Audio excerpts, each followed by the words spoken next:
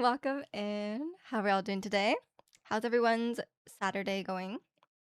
I was like very confused on the days of the week this week. I feel like it doesn't feel like the weekend for some reason. Maybe it's the weather, It's like we've had really nice summer weather. It was like really hot like Monday and Tuesday. Which I didn't go outside, but I heard it was really hot. Um and then today is a day I have to go outside and it's like all rainy and gross, so that's great. I don't know if it's rainy, but it's cold by summer standards. You have to save up for 3 cosplays so you can mix and match. What do you have an idea of what you're gonna do? Are you just gonna try and find the most uncomfortable combination of outfits? And welcome in, Angel. How are you? You didn't go outside. This surprises me greatly. Thank you. Thank you. Actually, I did go outside this week. I went to Uniqlo, like I said I was gonna do, because I booked my flights to Japan this week, me and my mom, and since we're going in September, it's gonna be really hot. So I'm like I was like researching. I was like, what to wear when it's really hot, very humid, and everyone said linen, loose, light linen clothing. So I went and got some linen clothes. That's what Google said, so that's what Reddit said, and Reddit is never wrong. Cosplay 3 noise band member surely they just dress like normal people. You had Tuesday and Thursday off, so I don't know what day it is this week. That's fair. So, like, it's very confusing. You're planning to go in November? How are the ticket prices at the moment? I don't think I looked for November, sorry. They're more expensive than they have been in the past, though. Like, the ticket prices only go up, I think, because like, if this was, like, 10 years ago, you coulda gone to Japan. I mean, at least from Vancouver, you coulda gone to Japan for, like there was times where I went in, like, for, like, $750, to Tokyo at least, but now, my flights this time were, like, over 2,000. It is a little last minute though, because like, I'm only 2 months out for mine, and that includes the flight to Miyazaki as well. I think just to Tokyo, it might be a little bit cheaper, like, maybe under 2,000? I doubt the flight to Miyazaki can be that expensive. Linen button-up shirt is a classic. I got 2 because, apparently well, I didn't know this because I don't spend a lot of time under the sun, but, um, obviously, Japan or south of Japan is a lot closer to the equator, so it's actually better to cover up from the sun versus just wear, like, as little as clothing as possible because apparently it would actually be cooler. So, like, I got 2 linen button-up shirts to just, like, wear over top of stuff just so I can be covered from the sun, but still it's not, like, too hot. That's the plan, I don't know. I maybe at some point I'll just give up and just wear minimal clothing. But there's, like, a limit of what I can do, like, the whole thing I was talking about in the Discord was, like, people in Japan, even when it's really hot out, they're, like, out there in, like, sweaters, long sleeve, long pants, and I think it's partly, like, the culture is very modest, right? Like, people dress very modestly, so if you don't do that, you're, like people, like, stare at you. And then secondly, also, people don't want to get sun tanned, right? So a lot of times people wear, like, fully covered clothing, so like, if I wore my normal summer clothes that I have here, 1, I would get, like, super sunburned, and 2, I think, people would stare at me. And you guys know, I'm not self-conscious at all, but, like, one time I wore like, a cropped shirt, this was in Tokyo, by the way, so it wasn't even, like, countryside, okay? I wear, like, a cropped shirt with, like, spaghetti straps, and oh my god, I swear I was, like, walking around in, like, a clown suit the way people were just, like, staring at me everywhere I went. It was very uncomfortable, so I'm going to dress modestly, okay? Oh, I'm not gonna bring any of my summer clothes. I bought a whole new wardrobe. Not really, I bought enough to my aunt does the laundry every day, so I don't need to bring that many clothes. Amazing is when a loaf of bread cost a shilling. It was before people realized how great Japan is. At least how great to travel to Japan is. Now everyone wants to go to Japan. It's very expensive, and then the fuel surcharge obviously, went up recently. Just gonna walk there. You'll get there by November. Yeah, just take a boat. I imagine ticket prices will be really inflated at the moment. Yeah, I think it's just like yeah, the fuel prices went up. Um, and Japan's just like a very popular place to go. I think it would be less popular in November, but I don't know. I think you probably want to just book ahead. Do you have Zip Air where you live? Zip Air is like a budget airline, but they only fly from certain places. And welcome in Yume. Hope you're doing well today. And welcome in Demiro. Salaryman wearing a full suit. Literally, when I was there last year in November, there was a random day where it was like 30 degrees, and there was people in like sweaters, jackets. I was like, it's 30 degrees. You're wearing a jacket? Like legitimately. I was like, come on. I was like dying. A lot of foreigners romanticize about one day going to Japan as like a bucket list thing to do before a certain point. I mean, Japan is a great place to travel. Um, I stand by that. I don't agree about romanticizing Japan, but it's definitely as a travel destination, it's really great. It's very safe. It's I mean, I don't know. It's like relatively cheap. I would say like going even though the flights have gotten more expensive, like going out to eat and stuff is not too expensive. Um, it's like a cool different culture for a lot of the white folks out there. Great food and it's easy to get around. I think it's a great travel destination. We don't, but we have similar airlines. I'm gonna see if I won't go too cheap, especially after my experience with Spirit Airlines. Yeah. No, Zip Air is actually really great, but um, I don't know how many like budget airlines will fly. Like if you're talking about like Spirit Airlines, a lot of like the American budget airlines are will only fly like within America or like to certain routes, right? Because that's how they keep it cheap. Yeah, I'm sure you can find a good deal or an okay deal if you're willing to spend like oh, this is Canadian dollars by the way, so like 2,000 Canadian, maybe it'll be like 1,500 US dollars. That's okay. Like relative, it's a lot of money, but it's like relatively it's okay. Well, New York is a polarizing but romanticized in a way. I did not like New York. I've been to New York when I was in high school or right after I graduated high school, and um, I think there was like a garbage strike. It was really disgusting. Or maybe that's just always what garbage in New York looks like. I don't know. It was really gross. Did not like it there. But I love Broadway. So I had a great time. I had a great time. Love Broadway. Saw 3 shows. But other things did not like. And thanks for the 58 months, Zirconian. It's been too long, huh? You just look nonstop for me is 2,500 USD plus. Oh my god, Red. Welcome in, first of all. That's very expensive. How long is a nonstop flight though? Um, what part of New York though? Because you're talking about the Bronx, and I understand. We were staying right by the Empire State Building, so I guess I don't know the parts of New York.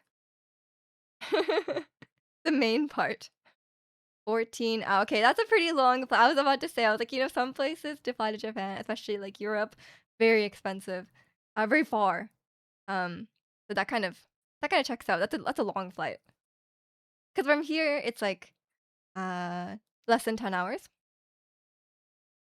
And welcome in, Maestro. You have a nonstop flight to Tokyo, and it's about 1,600 to 2,400. That's a big range. Do you not remember the price?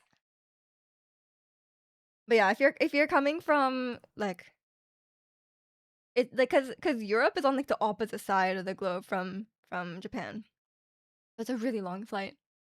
I don't know if it'd be worth it for me. I can't imagine being on a 14-hour flight. That's so long. At that point, isn't it better to stop? I don't know. Yeah, you could take a stop in Hawaii. I feel like it would be better to stop, at that point. Like, non-stop flights are almost always superior, but if it's like a 16-hour flight, surely you want to stop. I don't know. I don't know if I would be sitting sitting on I'm too old. I feel like I need at this point you guys like stretch on the flight? Because like at this point I do. My joints are so stiff. I have to stretch on the flight. And now I wear compression socks. I don't know if they help though. everyone's like, "Oh, the compression socks are so nice because 'cause you're, like, walking around all the time, and, like, when you're sitting down on the flight for so long, it's really good." And I was like, I don't know. I just gotta wear them 'cause it's, like, it's better than not wearing them, I'm sure. Like, you won't get a blood clot, hopefully. Um, but I don't know if they're helping. Looks like I can get a flight to Japan for about 1K euros. That's not bad. That's if you go to JFK Airport, just go to Japan. That's the opposite way for me. Um, the Bronx is like if you take Marcy Projects, Queenbridge, South Jamaican Queen. What are these places? Devero, I've been to New York for like a few days when I was 17. I do not know the geography. Um, Compression socks is very boomer, but like don't flight attendants also wear the compression socks? And like nurses and stuff, they wear compression socks. I think it's gotta be good. Gotta dodge the deep vein thrombus. Exactly, exactly. I mean, I feel like it's better safe than sorry. Um, I feel like it's better safe than sorry to wear the like if it's not hurting, so if even if it's not helping, I'm sure it's fine.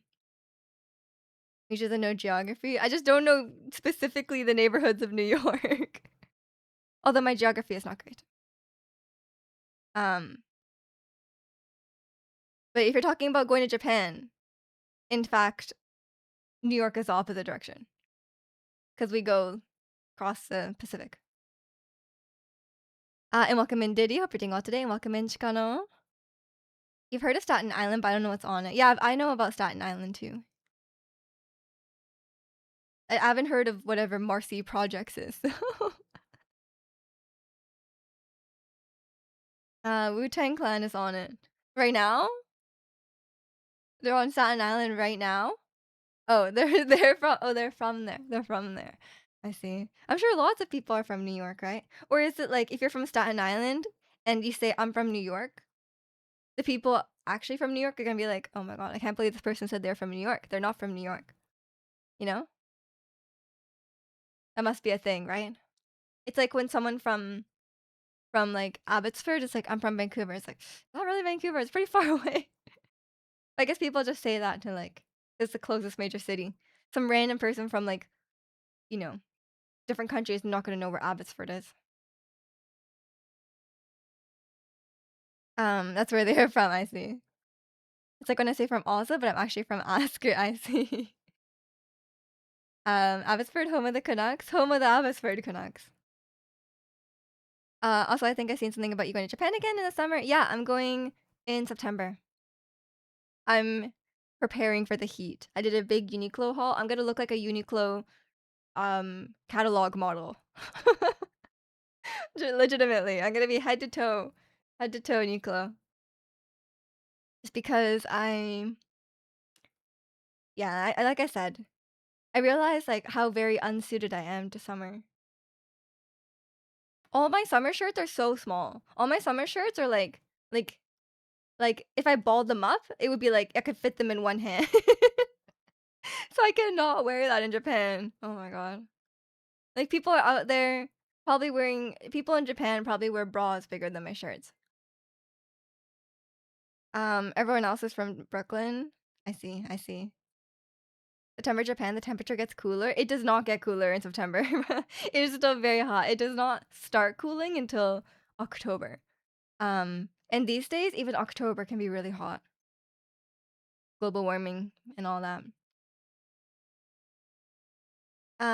We're gonna have a scorching September. Well, then I'll be gone. But I'll wish I was home.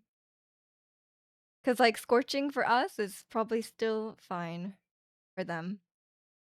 Saw the Japanese people leering at you that you were saving space in your suitcase. I'll be like, I'll just walk around with a sign like, I'm Canadian.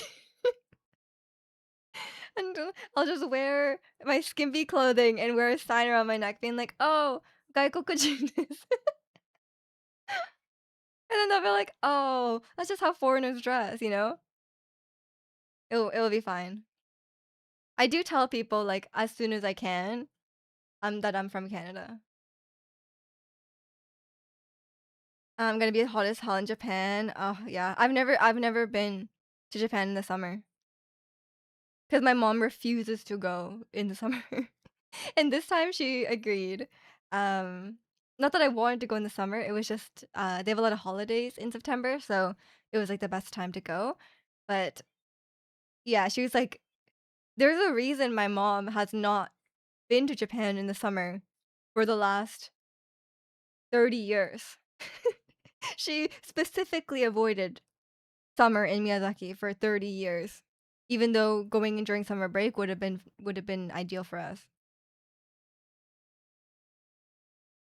You love this album? Yeah, yeah. You're the one were you the one, like, last week who said you like Better Judgment? 'Cause my favorite. Can I think of it? You'll be in Mexico in September, and yes, it rains a lot. Oh, in Japan, June rains a lot. Have the text in Japanese, English, and French to drive the point home. Oh my god, I've told you the story, right? Like, I went to my uncle's workplace to pick him up, and, he was, like, introducing me to his coworkers, and he was like, "Oh, yeah, this is my niece, she's from Canada, and she speaks English and French fluently." I was like, "Yep, sure I do." So now all his coworkers think I speak French. But I'm sure they won't even know the difference if I just said, like, "Bonjour, comment ça va? Ah, il fait du soleil." They'll be like, "Wow, you're fluent." All the giant hornet and Thomas will be out and about. I think it's mainly the cockroaches I'm concerned about. I'm concerned about cockroaches, and I'm also very concerned about mosquitoes. That's another reason why I think it would be good to cover up a bit. Cause like, 1, I think I'm not used to the close to the equator sun. Um, and 2, I was there in November last year, and I got bitten like crazy by mosquitoes one night. So I think I should just cover my skin. Also, I'm very pale these days. I think I will sunburn. At night, it gets super cool due to the elevation, but the day in Mexico gets hot. Yeah, I'd imagine. Um, I was, but your favorites were Vermilion. Vermilion's good. Although for a long time, I did not know what she was saying in the song. I was like, "What is she saying?" She's saying blend. Wait, what did she say? Blend and turn vermilion. I was like, I did not know what she was saying. I was just singing along, going like da da da, you know. Queen of the Party and Car Ain't Yours. That's a lot of favorite songs. Cockroaches. I don't think I've ever seen a cockroach. I haven't either. I don't think they exist around here because we're not like tropical enough, right? It's like we're too much of a. I don't know. The climate is not right. I'm very concerned. Like, do they actually just start flying around? If I see one, I'm just gonna like leave the room, I think.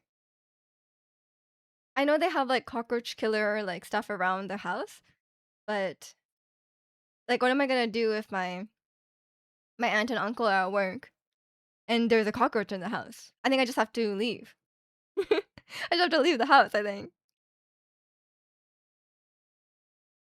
I feel like bed bugs from hotel is worse than cockroaches. I mean, yeah, okay.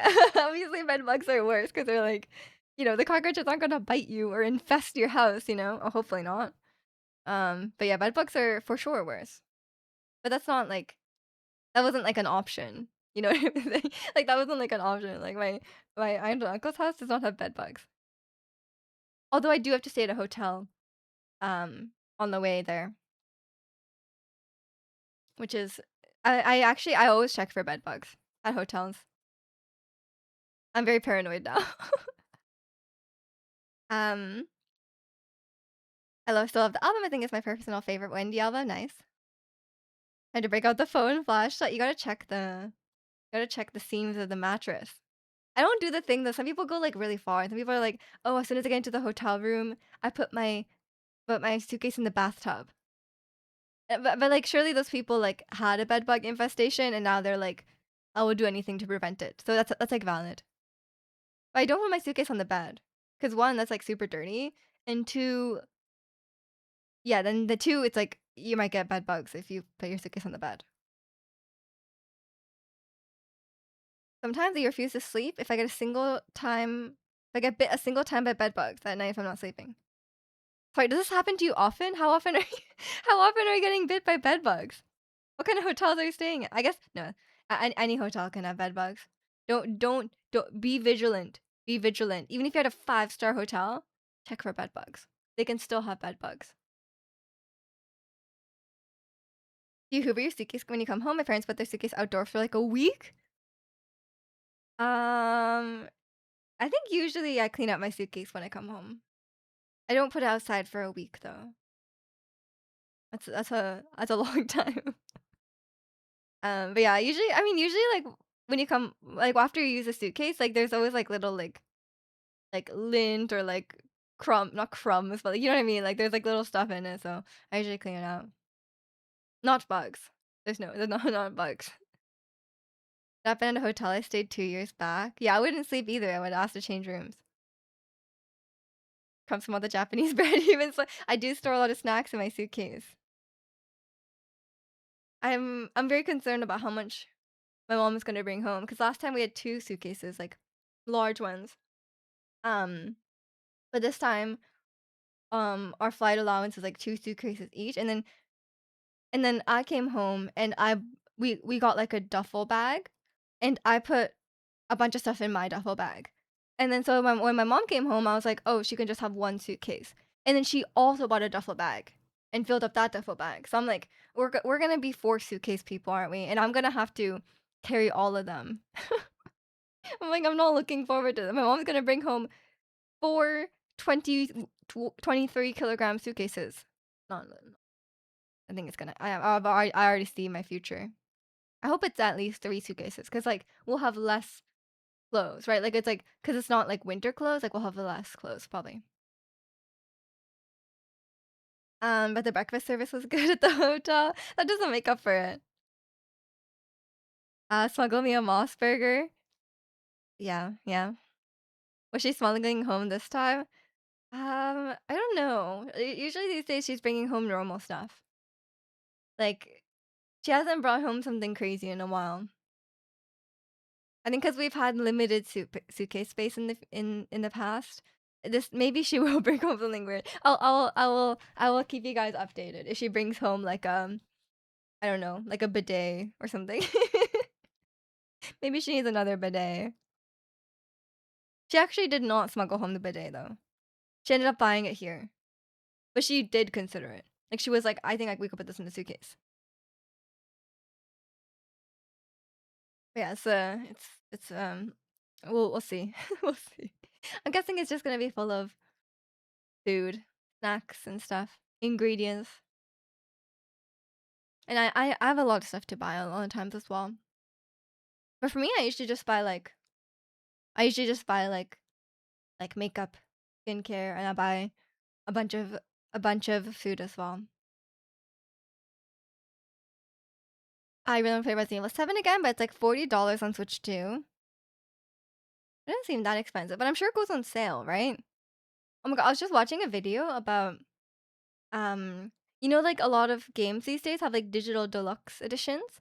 And the deluxe edition, it's like $10 more, but like it just has like a few skins on it.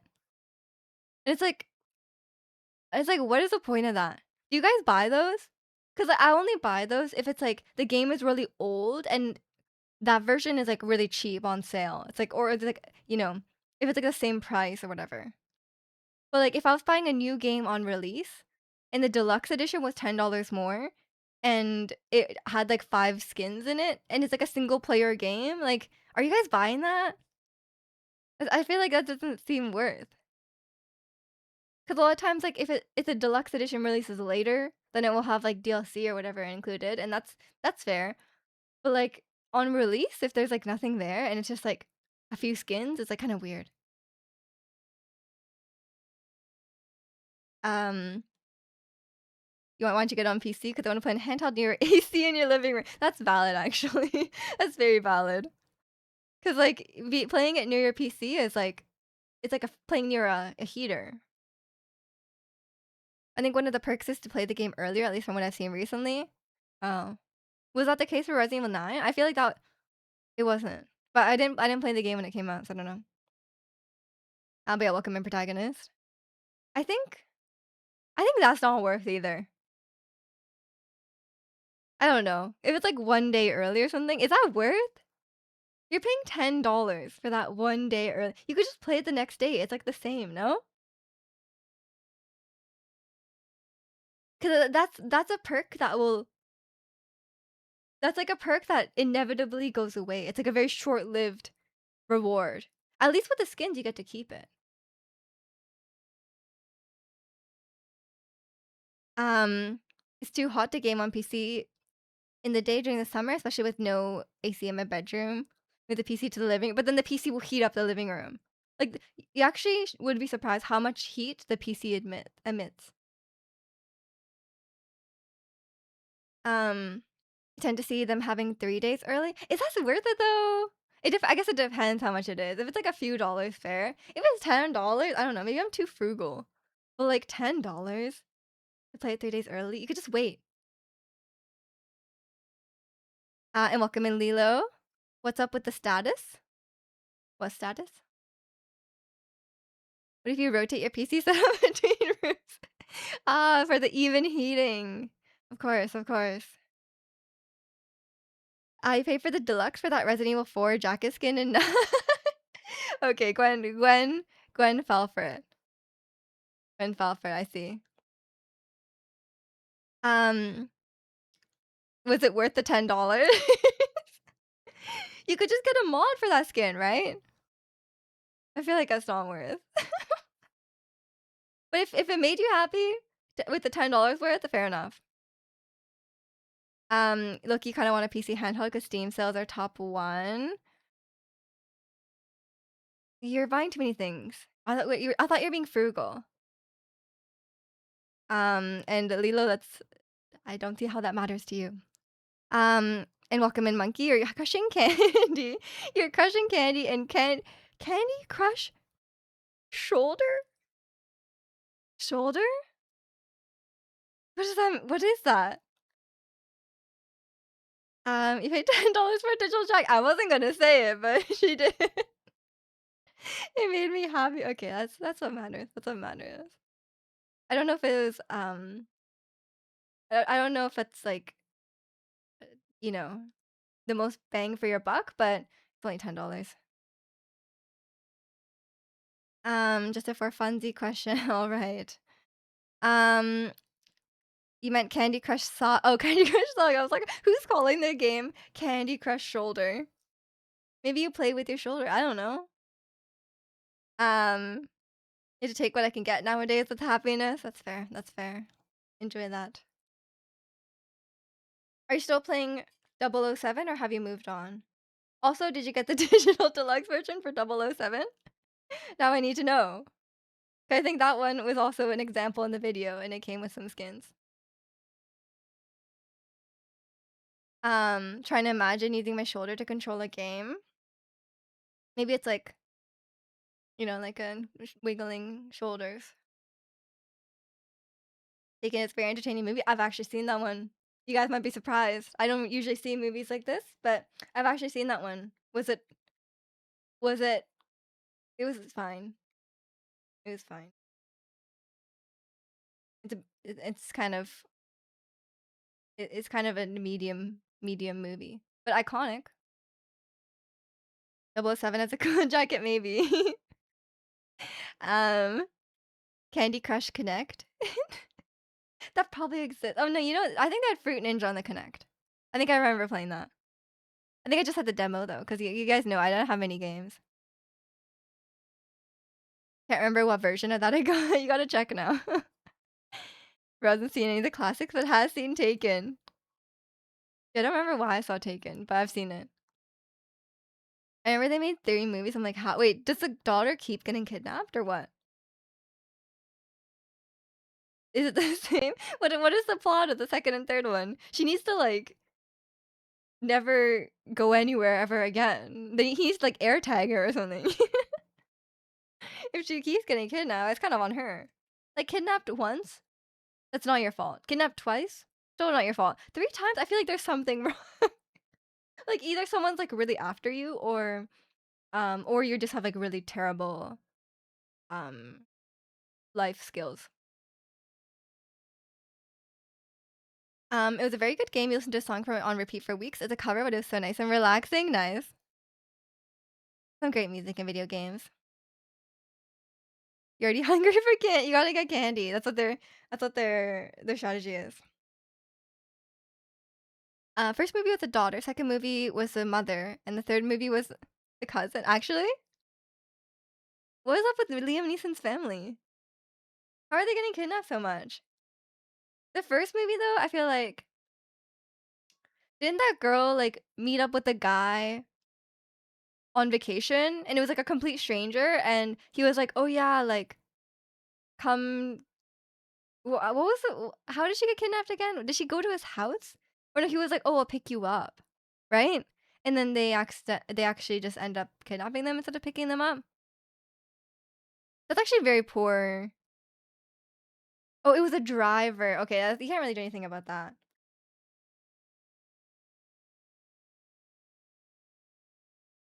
I'm actually a little scared of drivers, cause like you're like stuck in their car, right? I guess it's like a normal. Actually, isn't there an Uber now where it's like Uber women? Is that actually real? I don't know. Maybe it's not real. I know there's like Uber teen, and I think there's one where like you only have female drivers. Um, I think I could be wrong. You see Uber teen? Yeah, that was kind of weird. Taken is scary. I mean, yeah, it's just scary because it's very like realistic, no? But then like with the Uber women, like can't people just lie? Cause like I saw many stories um about like just like Uber Eats or like DoorDash or whatever, people being really creepy on that, and then a lot of male delivery drivers will change their name to a female name, um, and then and then they'll like harass people.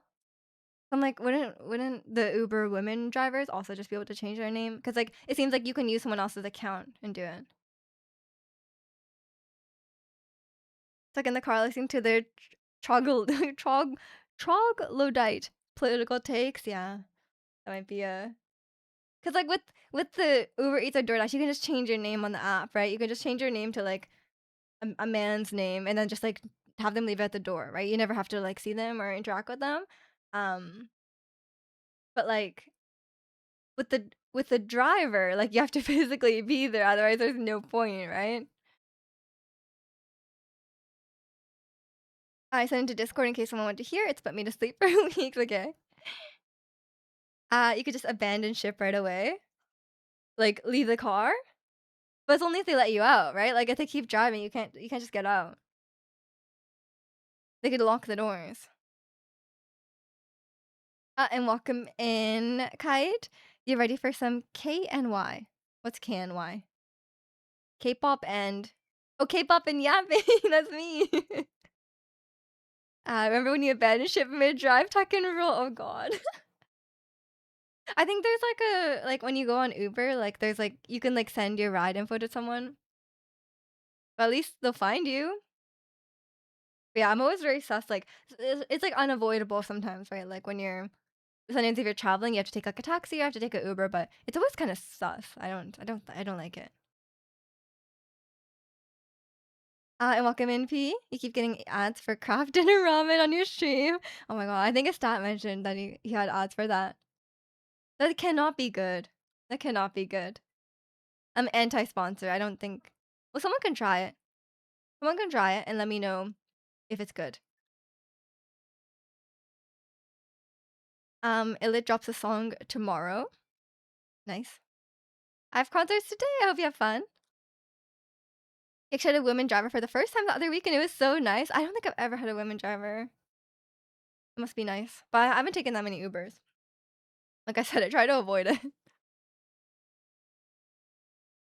It looks vile. You don't even like normal craft dinner. Yeah, I don't like normal craft dinner either.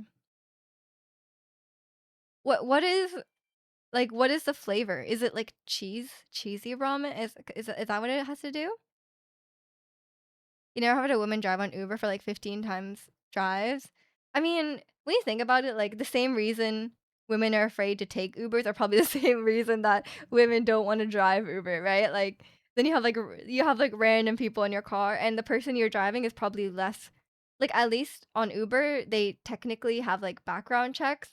Although like I said, other people can use the person's account, so like it's not 100% like, you know, um, secure that way, but at least if you're the driver, you could have anyone in your car, right? Like, I feel like it's,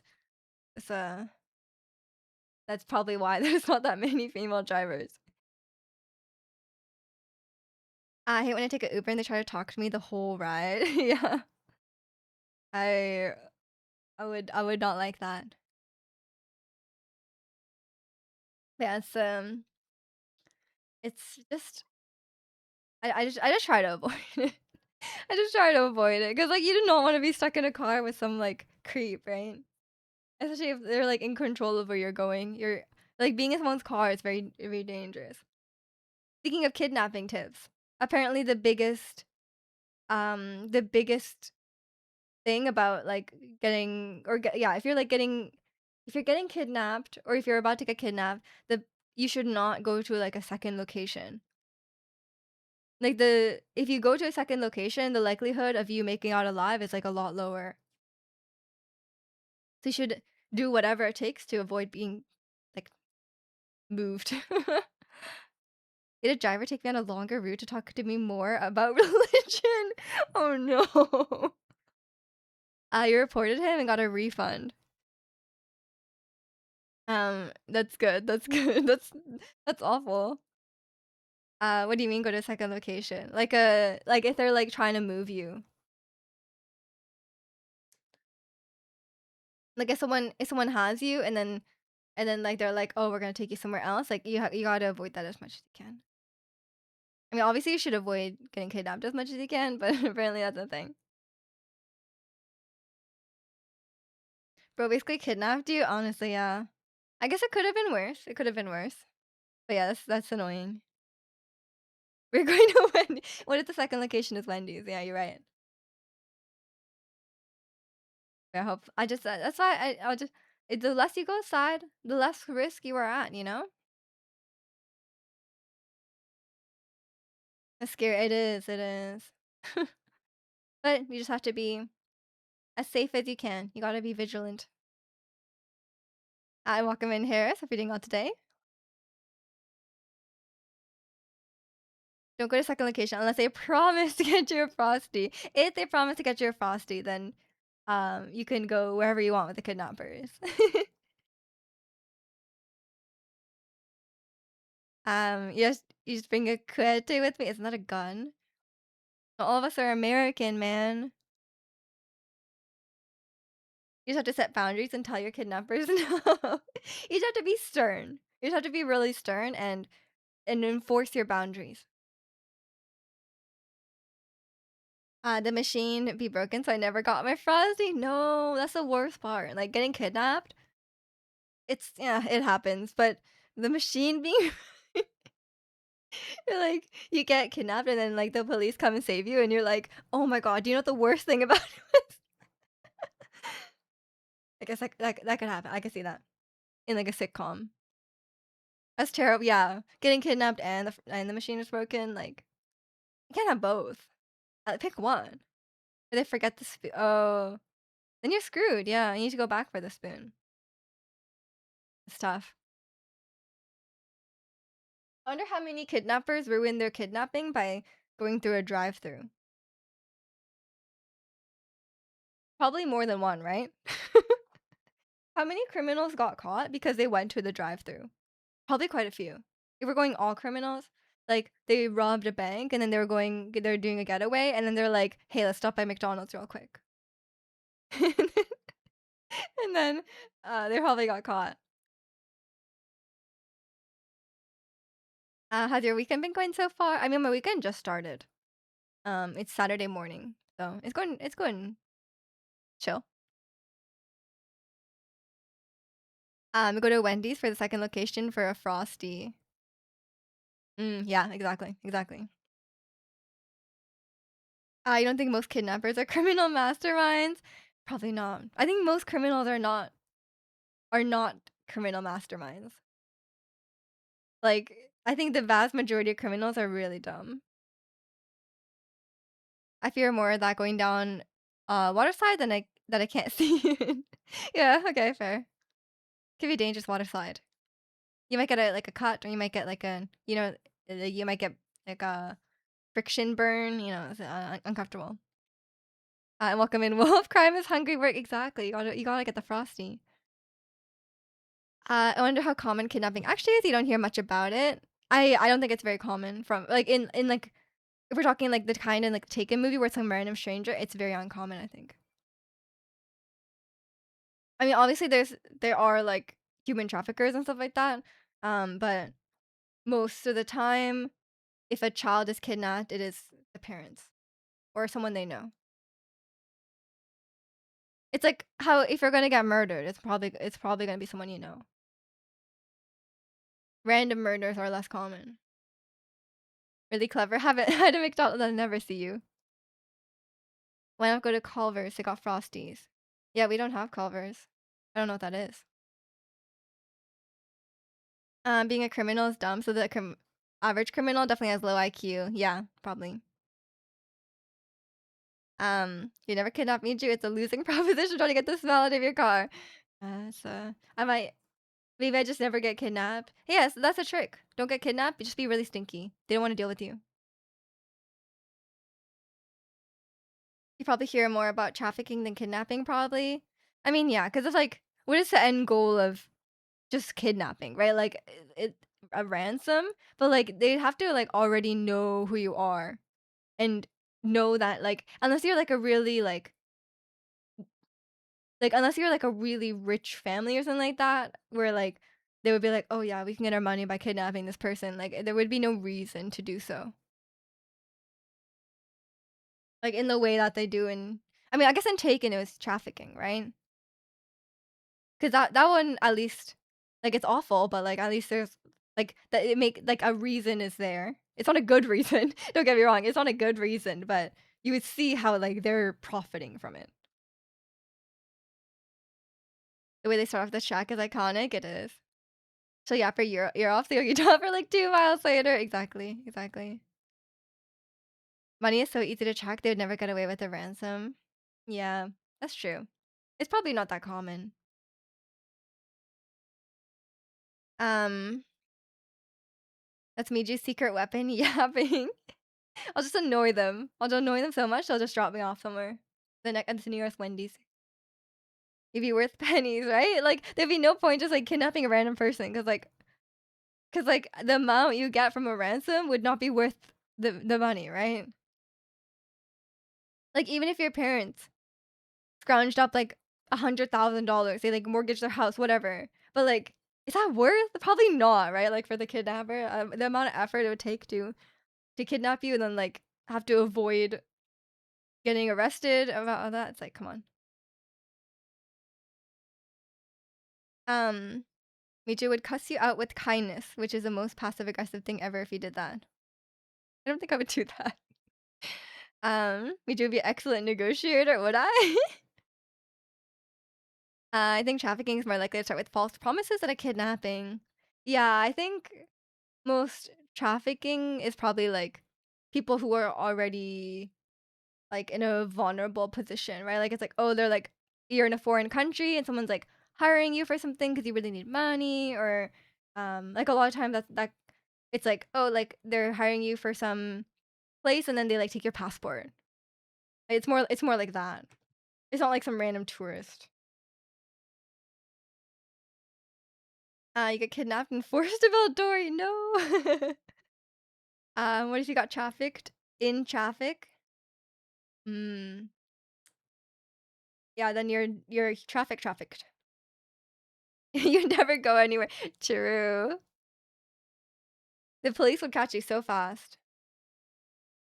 The mounted police would come by on the horse and catch you right away. Chicana would be promised a car, and yeah, Chicana would just go. Honestly, I don't think I'd do well traveling to a country where there's a lot of like scams, because a lot of scams are like very, like preying on like your want to help or something like that. Someone will like come and be like, oh, like I I dropped all my stuff, and then like when you go to like help them and pick them up, they'll like rob you, right? Or like that kind of thing. I think that'd be.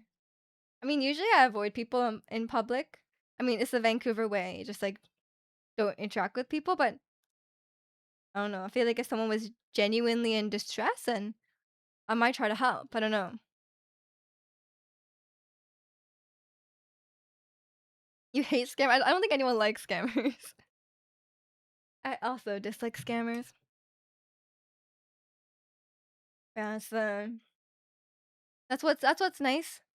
That's what's nice about Japan. There's not much like, you don't have too much to worry about. It's not like a country where, like, you have to be very concerned about people, like I mean, I guess there are still pickpockets, I'm sure, but, you have to worry about a lot of, like, that kinda stuff. Um, they get aggressive to women or people they think won't fight back. Oh, yeah, for sure, for sure. They're, like, really, they just prey on people who they just prey on people who they think are easy targets, like, especially, like, old people.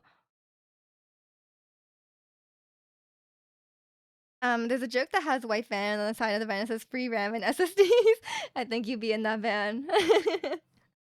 Like, you get caught and go in the van. You normally stay in my lane and avoid everyone. I mean, that's probably the safest thing, right? There's weird men that will follow women in Japan. Yeah, that's the only thing. Like, I think Japan is generally safe in terms of, like, you probably won't get, like, attacked or robbed or whatever. Um, but there are some it is, like, less safe for women. But if you're just, like, a tourist, generally you'll be okay. But if you're gonna live in Japan, especially, there's a lot of precautions you have to take as a woman. That's why people like when people say like, "Oh, like Japan is so safe to live in, there's such low crime rates or whatever," it's like it's not really the case. Like there's a lot of issues with like stalking and stuff like that. Like if people are like, "Oh, if you're a woman, like don't live on the first floor." Because people will like see where you go in your house and like they'll stalk you or they'll like steal your laundry or whatever. You can pick your nose and you can pick your pockets, but you can't pick your friend's nose. Why not? Um, there was this one video where a content creator went to an abandoned zoo and he was navigating the zoo, saw some lost kids, and they were least scared of the fact of an abandoned zoo, and one of them tried to steal his phone. Okay. What? Here's the story. First I went to San Francisco, someone randomly handed me a CD and then they wanted money. I was naive and didn't realize it's a common scam to get a tourist to give them money. Oh yeah, yeah, that's a really common scam. They'll like give out stuff and then they'll be like, you pay for it. So you just don't accept anything. They do that in LA. They did that in they do that everywhere. um I had a terrible day at work on Thursday. On my way home, I don't know what took over me, but I picked up a hitchhiker to hopefully make her day better. That's nice. Are you friends? Luckily, there's women only trains. I've seen men on the women only trains though, but usually they're like just chill. I don't know why they're there. And welcome in Beppe. Hope you're doing well today. Random question: is the Yakuza a real thing, or are they mostly on shows and movies? They're real. They're real. Um, are you an Uber driver? I don't think she, yeah, Gwen is not an Uber driver. It sounds worse than it is. I went to school with their son. Okay, so you know her? Well, it's the tiny world. I mean, the odds of I think Gwen is from a pretty small town. I think the odds of something bad happening there is small. And there's another woman. Um, I can understand why a foreigner got on the women only train by accident, or something, but I don't know why. I'll still be on there unless it's a child. I think sometimes men go on there when the other train is really busy, which is like questionable, but I guess as long as they're like respect being just like minding their own business, like I guess it's fine. It's not like the best look though. But yeah, the fact that they have to have women only trains in Japan should tell you something. Like if you're a man, Japan is very safe. You'd never pick up a man. Yeah, that would not be good. Yes, It's very there's a lot of like that kind of crime, like people taking like or also the fact that every camera, every phone in Japan, you cannot turn off the shutter sound on your phone because people take upskirt photos.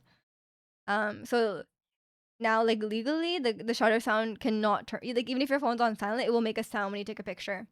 Because people take so many up like the fact that they have to have that probably tells you how common that this kind of thing is.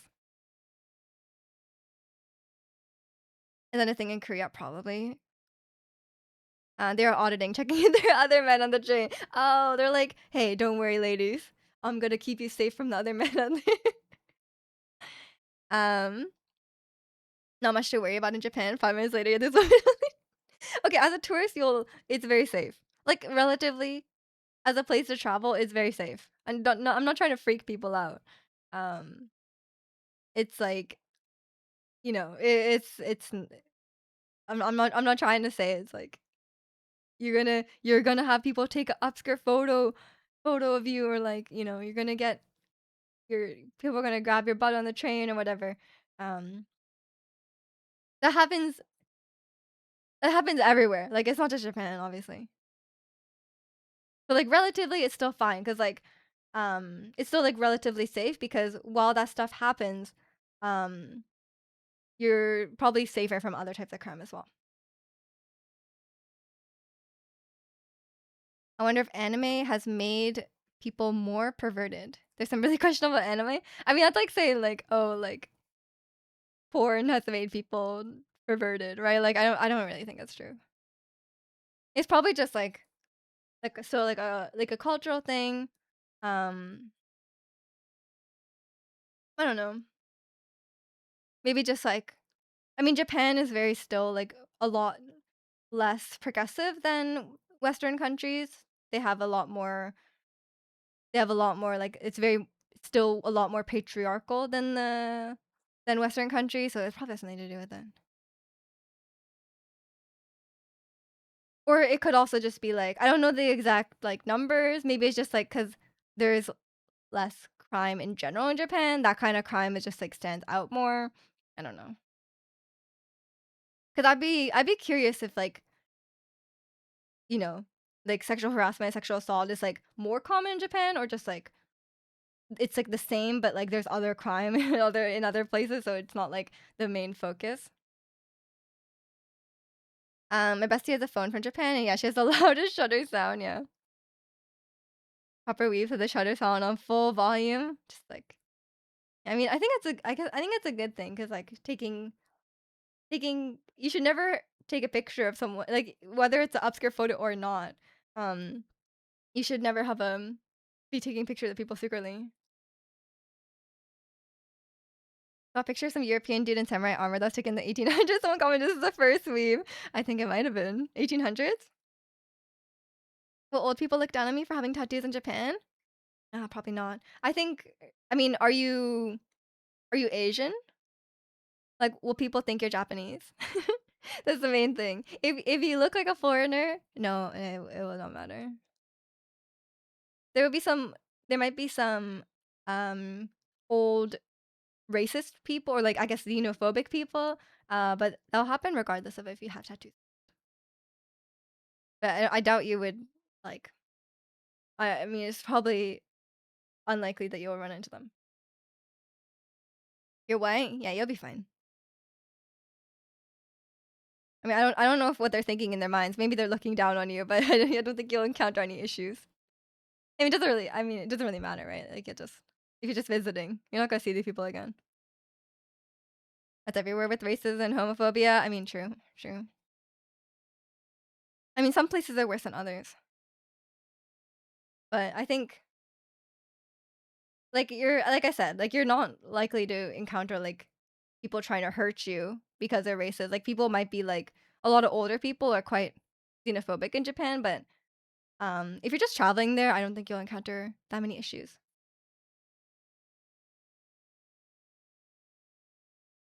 Wasn't do you think there's a one Dutch trader in the little outpost in Japan that was like, "This is sugoi," and the other Dutch traders all thought it was cringe? Probably, probably.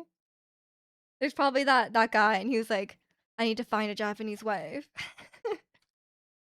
And he went to Japan and became the first passport bro. There's gotta be the first one, right? There must have been the first passport bro.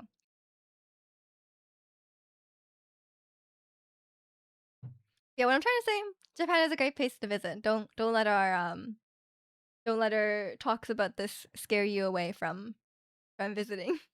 Like I think living there is a different issue, right? Like I think if you're especially if you're not white, if you're not white or Asian and you're like say like black or brown, like you there's a whole other host of issues in living there. Like I said, a lot of racism, a lot of xenophobia, whatever. Um but if you're just visiting, it won't be a problem. It won't be a problem. Pretty much all my issues with Japan about like people ask like why I don't live there. It's like stuff that would only really occur if you're living there, um, like the working culture and stuff like that. Like you're not, it doesn't really affect you if you're just visiting. Which is why I love visiting Japan. Love visiting Japan. Don't want to live there. Definitely wouldn't be me back in the day calling samurai armor to go. It would be you, yeah. You'd be that first guy. Yeah, I'm sure. I'm sure. I haven't honestly. I have not met someone who went to Japan and didn't have a great time there. Maybe I didn't ask enough weebs who went there though, who had like some crazy expectation of Japan, uh, and then and then and then we're like, oh my god, this is not just like anime, whatever. That straight imagine if they had really fast trains. Oh my god, the first train guy. Oh, and those people are so into the trains. Like I told you guys, right? Like when the first time I took the Shinkansen, there was like a new train that like just released or something like that. And then like when it was pulling into the station, people like whipped out like their DSLR cameras, and there was like so many people just like taking a picture of this train. I was like, damn, it's a celebrity. Remember the Somali dude went to Japan and became racist, started disrespecting the culture and the people? Yeah, that guy's famous, infamous. Um, wasn't he arrested though? Like he went to a different country and he was arrested, right? Just very, very disrespectful. You shouldn't do that anywhere. In Korea, yeah, in Korea, yeah. He's in jail in South Korea. Good. What a nuisance.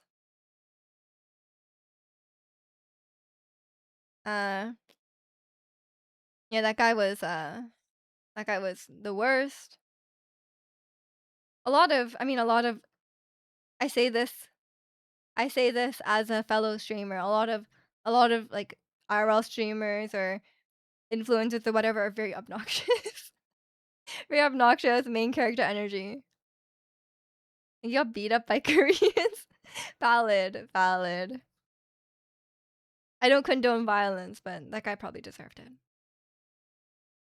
Nuisance streamers relative to me, Miju's a nuisance, yet you're still here. I'm very respectful, but I don't know what you're talking about. Very respectful. I don't even go outside. I can't even cause a public disturbance because I can't even go outside. All I do is, um, all I do is, I bully weebs, but that's like a public service, I think. Like, I don't think I'm being a nuisance. I think this is a public service to bully the weebs. I think that's acceptable.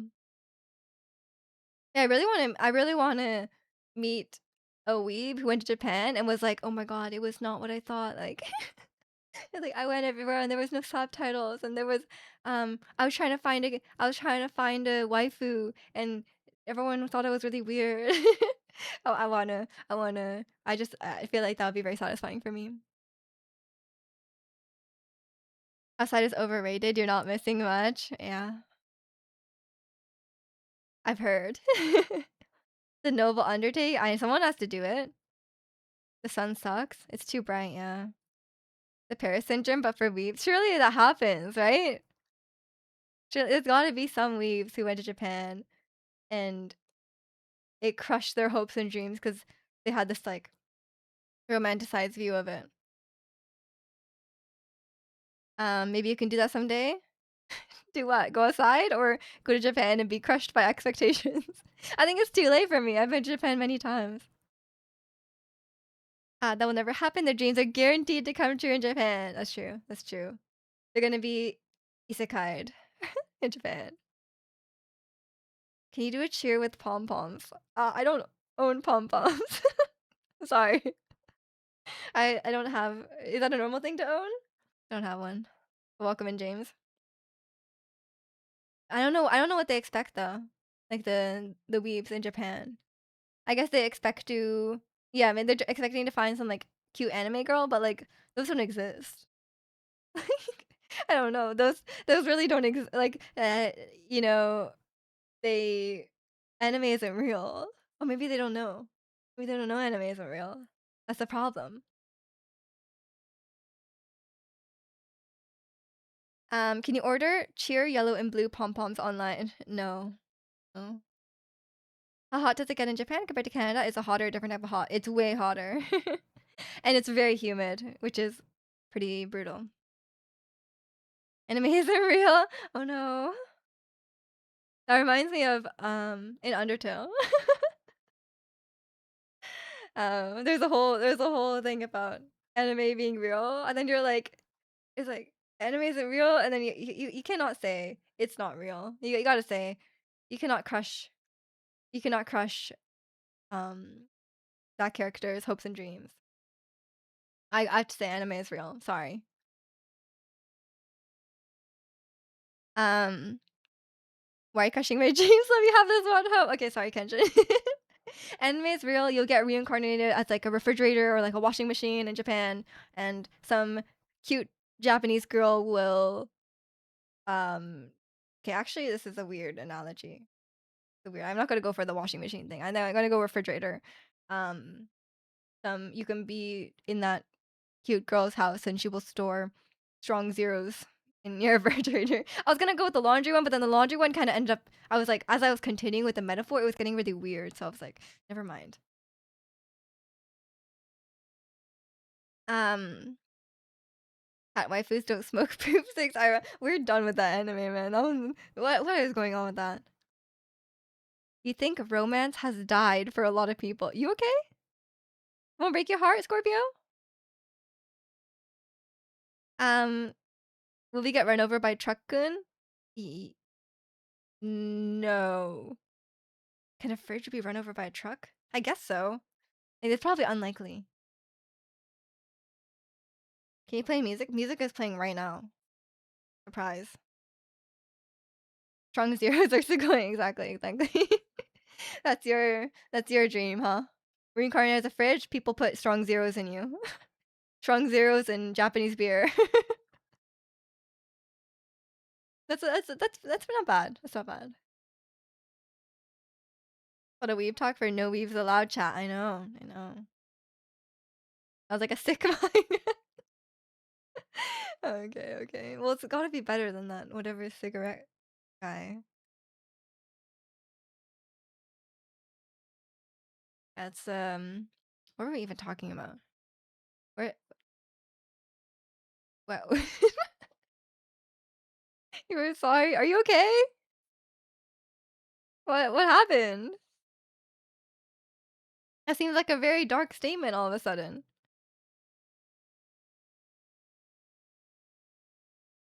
So what games has everyone been playing?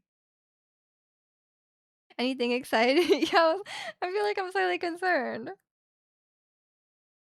I have not climbed on TFT. You guys will be sad to know.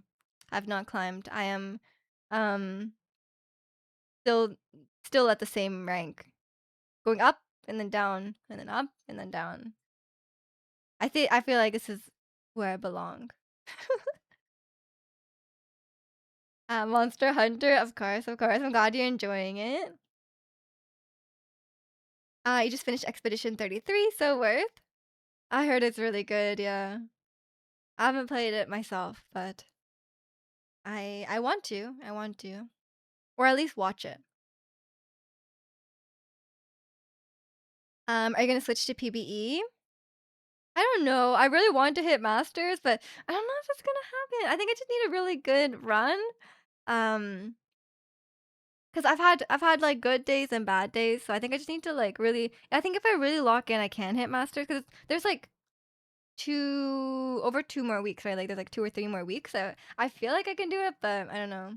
Like if I feel like I'm getting close, then I'm just gonna stick with that 17 and try and hit master because I think that'd be nice. But um, if not, then yeah, it is a long time. It's like 4 no, they delayed the PBE by 2 weeks. Oh, but I think there's still 3 weeks left of the set. I think PBE starts like in 1 or 2 weeks. Can't remember. But yeah, there's still a lot of time to climb. But I think I just gotta really focus when I play. Cause sometimes I'm like a little distracted when I'm playing, and it's like I think I'm at the point where I can't just like AFK play. Like I can't just like mind off play TFT. I have to like really think about what I'm doing and be like really like make deliberate decisions. Um, so I think that's what I have to do, and just outplay everyone. Cause there's some days where I go like second place, first place, you know. And welcome mainly competing well today. Me and Key tried to do Resident Evil 4 multiplayer last night. It didn't last long. It was so broken. So I made a mod. Yeah, I used to play Elden Ring Seamless co-op mod, and it was working really great. But then I tried is that Jack and I tried playing it like a few weeks ago, or maybe like a couple months ago at this point, and it was like super broken. So I think they broke the mod. So yeah, if the mod doesn't work, sometimes it's like not good. PBE starts soon, but I think it's like a 4 week PBE. No, they delayed the PBE, and the PBE will now only be 2 weeks because it's not ready, which is concerning. Which is a little concerning because they're moving to the new engine. They're moving to Unreal Engine, so they're changing a lot of things, and they're like it's not ready to be in. They're gonna do a 4 week PBE because of that, but now it will only be 2 weeks, and it's delayed. So I'm a little concerned because Set 17 was super broken for a while, and right now it's mobile TFT has been broken for like 2 weeks. Like it's like unplayable for a lot of people for like 2 weeks. And like there was a bug on mobile for so long at the beginning of the set for like yeah like for like 2 weeks there was this bug where like on the gold counter there would always be a zero. So like even if you had other number of gold, it would always have a zero on top. So you'd have to like look closely and like see which numbers are overlapping and like see like oh actually I have 15 gold, but it's like it's like a zero on top. It's like oh it's so stupid. I'm like how did they take that long to fix that? Like what do you mean? Like you how did it take them 2 weeks to fix that? Like it cannot be that hard. So yeah, I'm everyone's like oh Riot small indie company they can't fix these issues. I'm like I feel like they're not. um If the augments suck, outplaying is so hard. Oh, you're a TFT player as well. Yeah, sometimes you just get rolled bad augments, but I don't know. I think a lot of times I pick the wrong augments. Like a lot of times there's at least one acceptable option. I think for augments, and I think you can still like you might not win because someone else might get really something really good, especially on like a prismatic party or something like that. But um, I think if you play consistently, you could probably top four. Or at least not go 8th like I did. Like, I think sometimes my mistake right now is, like, sometimes, like you said, like, sometimes you're just unlucky or some other people are really high rolling and you will not be able to top 4. But then, like, at that point, you have to, like, play for 5th. You know what I mean? And I think I don't do that. I'm gonna say I gotta play some Resident Evil Me with Misha, that'd be sick. Oh god. Wonder if 2 people more stable and adding a 3rd or more makes it more broken? Well, that's possible, yeah. I don't know. But I think I saw some I think when we were doing it, I saw some like Reddit posts that was saying it's kind of broken. So it might have just been because there was a new version of it like quite recently. So I think they might have just broke it as well. You don't trust the gold counter, you can get more money myself. Right, right. You're like out there with like a like a notebook, like some physical coins so you can track it all. That's funny. You find fourth so depressing? No, fourth is still a win. What do you mean? Fourth is solid. I don't mind getting a 4th at all. Um, it's 4th, still a top 4, still a win. Sometimes everyone's just a lot stronger than you. It happens. It happens. Like, sometimes you're playing a comp that doesn't cap very high or maybe you just low rolled, and getting a 4th in that situation, it's like, feels very good. 4th feels bad if you're like, "Oh, it could have been a 1st. It could have been a 2nd," you know? Then it's like, "Okay, I screwed up." But sometimes the reality of TFT is you cannot always get 1st. Um, my colleague just did 16K damage, broken. She's super broken. Yes. Akali too, way too strong. Like, I've had some really strong boards losing to Akali too. Especially if you just get, a bit unlucky with, like, how she's moving around, and it's like, oh, she's a little people kept talking about that they're gonna add a B patch. Well, we'll see. We'll see.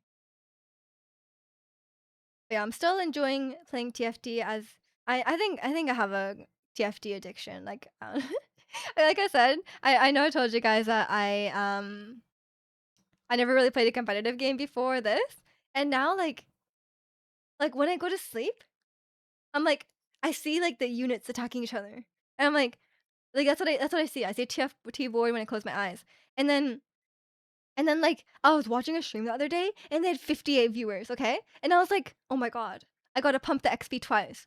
I was like, I can pre-level it twice." And I was, like, thinking that in my mind, I was like, "Oh my god, that's not." Like, I cannot if I see a number below, like, 70, I'm like, "Oh my god." Like, I gotta level the XP. Like, I'm thinking about that. I think it's a problem, but I'm having fun, that's what matters. Having fun, and it's not interfering with the rest of my life, so I guess it's fine. 50 was a good choice. Honestly, yeah, I do think it's a good choice because it's very, like I think it's a very satisfying game to, like, improve at, and I think the community is pretty chill. Um, I've only had one negative chat I don't really chat that much unless other people are chatting, um, but people either are pretty quiet and they just, like, don't chat, or they're just, like, having a good time. They're, like, joking around or whatever. I've had many people joking around about, a collie in the last couple of weeks. But yeah, one time, there was only one bad chat experience I had in TFT, and I got 2nd place, and I said, "GG, well played," because they just outplayed me. Their board was better, okay? Like, it wasn't like I deserved a 1st. I was like, "Oh, they deserved the 1st." So I said, "GG, well played." And then they were like, "Easy. You're so bad. Why are you so bad at the game?" I was like, "Bro, you won." I was like, "You won. You literally won, and I gave you credit for winning. I said you were better." And they're still like a sore winner. I'm like, "What's wrong with you?"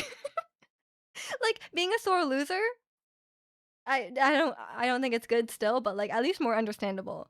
Being a sore winner when the other person gave you credit for winning? Why? Yeah, like why being a sore winner is like at least I guess at least they're winning? I don't know. It's a I do not understand that one. You still wanna play Peak with your guy? That sounds terrible. Time for Counter Strike? Will I have a good chat experience in Counter Strike? I feel like not. Who's losing? No, I was just telling about um the toxic person on TFT chat. The only toxic person I've ever run into. Cause like usually people are pretty chill. Like even if I'm like griefing someone else, like which sometimes you have to do as part of the game. Um, sometimes you know people are like no one's ever like called me out or like or not called me out, but like like cussed me out or something for like um holding their units or whatever. Like people understand it's just part of the game. Yeah, it's or but sometimes people are really annoying with the pinging. I'm like, why are you pinging? Like, can you like they're like spamming. I'm like, okay, you need to stop. Just wait till I get to your level in TFT. Are you gonna be toxic in the chat? That's very un TFT like. I think TFT okay, I actually think TFT is really not toxic because you cannot chat on mobile. So, like, half the people playing cannot chat. And I think I think that's the key. Because I also, um also it's not a team game. It's not a team game. That's another thing. I think team games are inherently more toxic just because, you're having a bad teammate could be, like, really tilting, right? Because it's, like, kind of out of your control. So people get, like, more upset. But, yeah, TFT is not a team game, but also Wild Rift, which is basically League of Legends, but on mobile, is not very toxic because it's just hard to chat on the phone. Like, that is my theory about why, like, League is so toxic, but Wild Rift is not toxic. Cause like, when you chat on Wild Rift, you have to, like the horizontal phone keyboard? You have to chat on that, and, like, no one types on the horizontal chat like, phone keyboard, right? It's so hard. So I think that's why people are not toxic. I'm gonna spam ping you to try and make you quit. I could just mute you. You can mute the pings, which I do sometimes because some people are really spamming. Although sometimes people are spamming and I'm like, "What were they spamming about?" And then I realized someone got, like, a really, a 3-star forecast. I'm like, "Oh, that's why they're spamming. I should've looked at that." Wild Rift isn't console version? No, I think they wanna put it on console, but they haven't. It would be nice on console. Wild Rift, please add voice ch I think they wanted to. I don't know if they have, though. I haven't been following Wild Rift. I know they added a Wild Rift exclusive champion, Nora, the Yordle. You unlock the mute all power up and sometimes I go into a TFT lobby and there's someone that, like, mutes themselves, where it's like, "Oh, this person has muted themselves. They won't be able to see any, they won't be able to see any messages or pings or whatever." And I'm like, "That's valid. That's valid."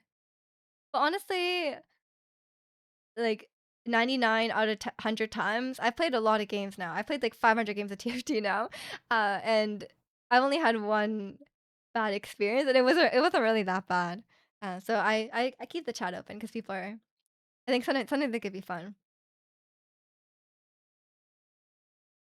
You do this after a flame so you should just do it from the beginning, Ratsy, if you're gonna do that. You should just have your chat off from the beginning. And welcome in James 500 over, like, 7 months. 7 months, that's like what? I don't wanna know how many games a day that is. Yeah, I really like TFT. It shouldn't be rude in ARAM, and being rude back is the answer. Just ignore them. They're like I think I've developed just very oh, I think it's the opposite. I think the people who last a long time, like, streaming are people who are, like, you don't let that stuff affect them, you know? Because I think if that stuff was getting to you, like, your mental, like, the kind like, chat messages and stuff like that, then I don't think you would last very long. And welcome in, Ricky. How's it going? Going good. How about you? You're sticking up for your teammate there, flaming. Yeah, but, like, most of the time, engaging with them doesn't help. Especially if you're engaging with them in a, an escalating kind of way. It does not help.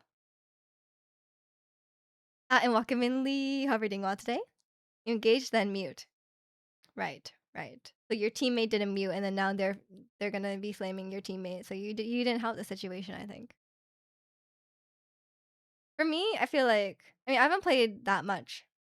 For me, I haven't played that much League, but from my like at least from my experience in Wild Rift and in the few League games I have played, the things that actually obviously some people will be toxic no matter what, but I think um apologizing when you make a mistake, because like you will make mistakes, right? Like apologizing when you make a mistake actually diffuses it a lot. Because I feel like some people if you're like, oh, sorry, my bad, like if you like actually messed up and you said sorry, my bad, they feel less able to blame you for it if you're like already taking accountability for it, you know what I mean?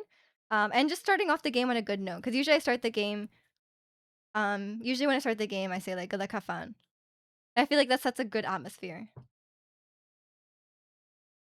Um, they're playing bad. You need to coach them right. They'll appreciate the criticism. Right, right.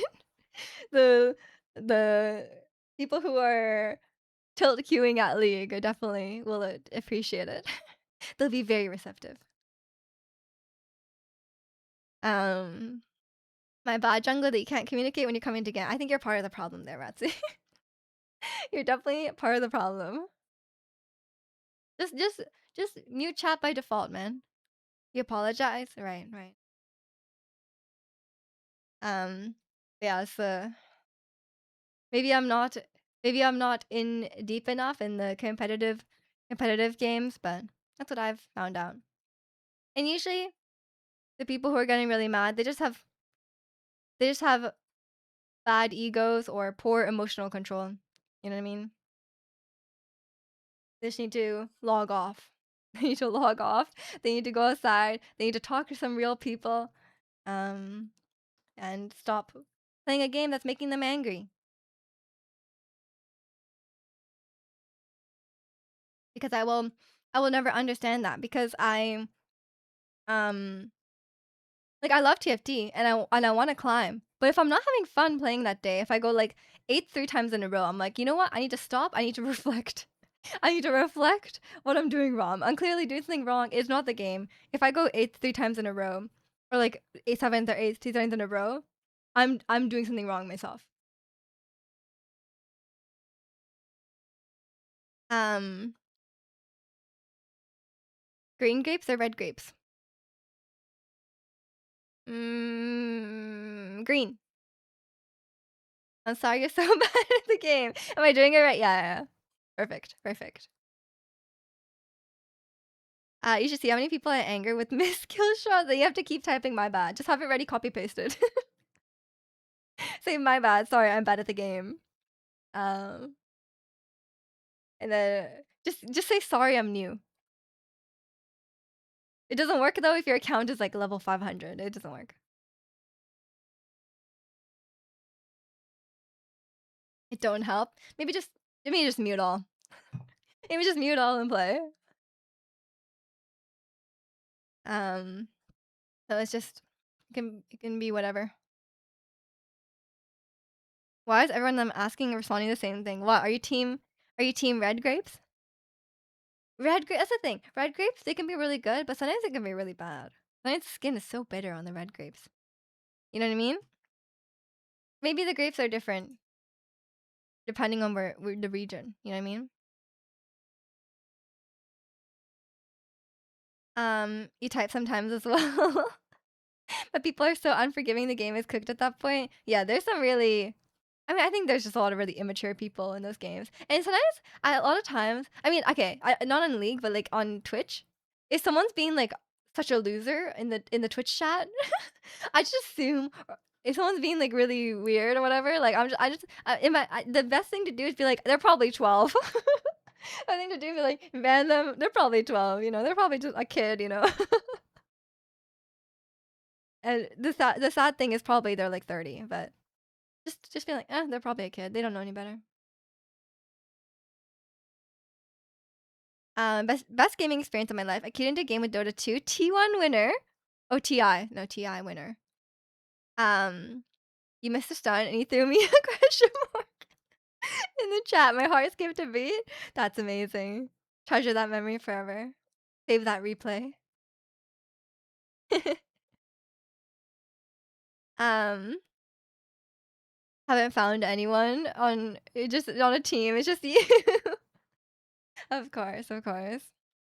Cotton and candy grapes are green.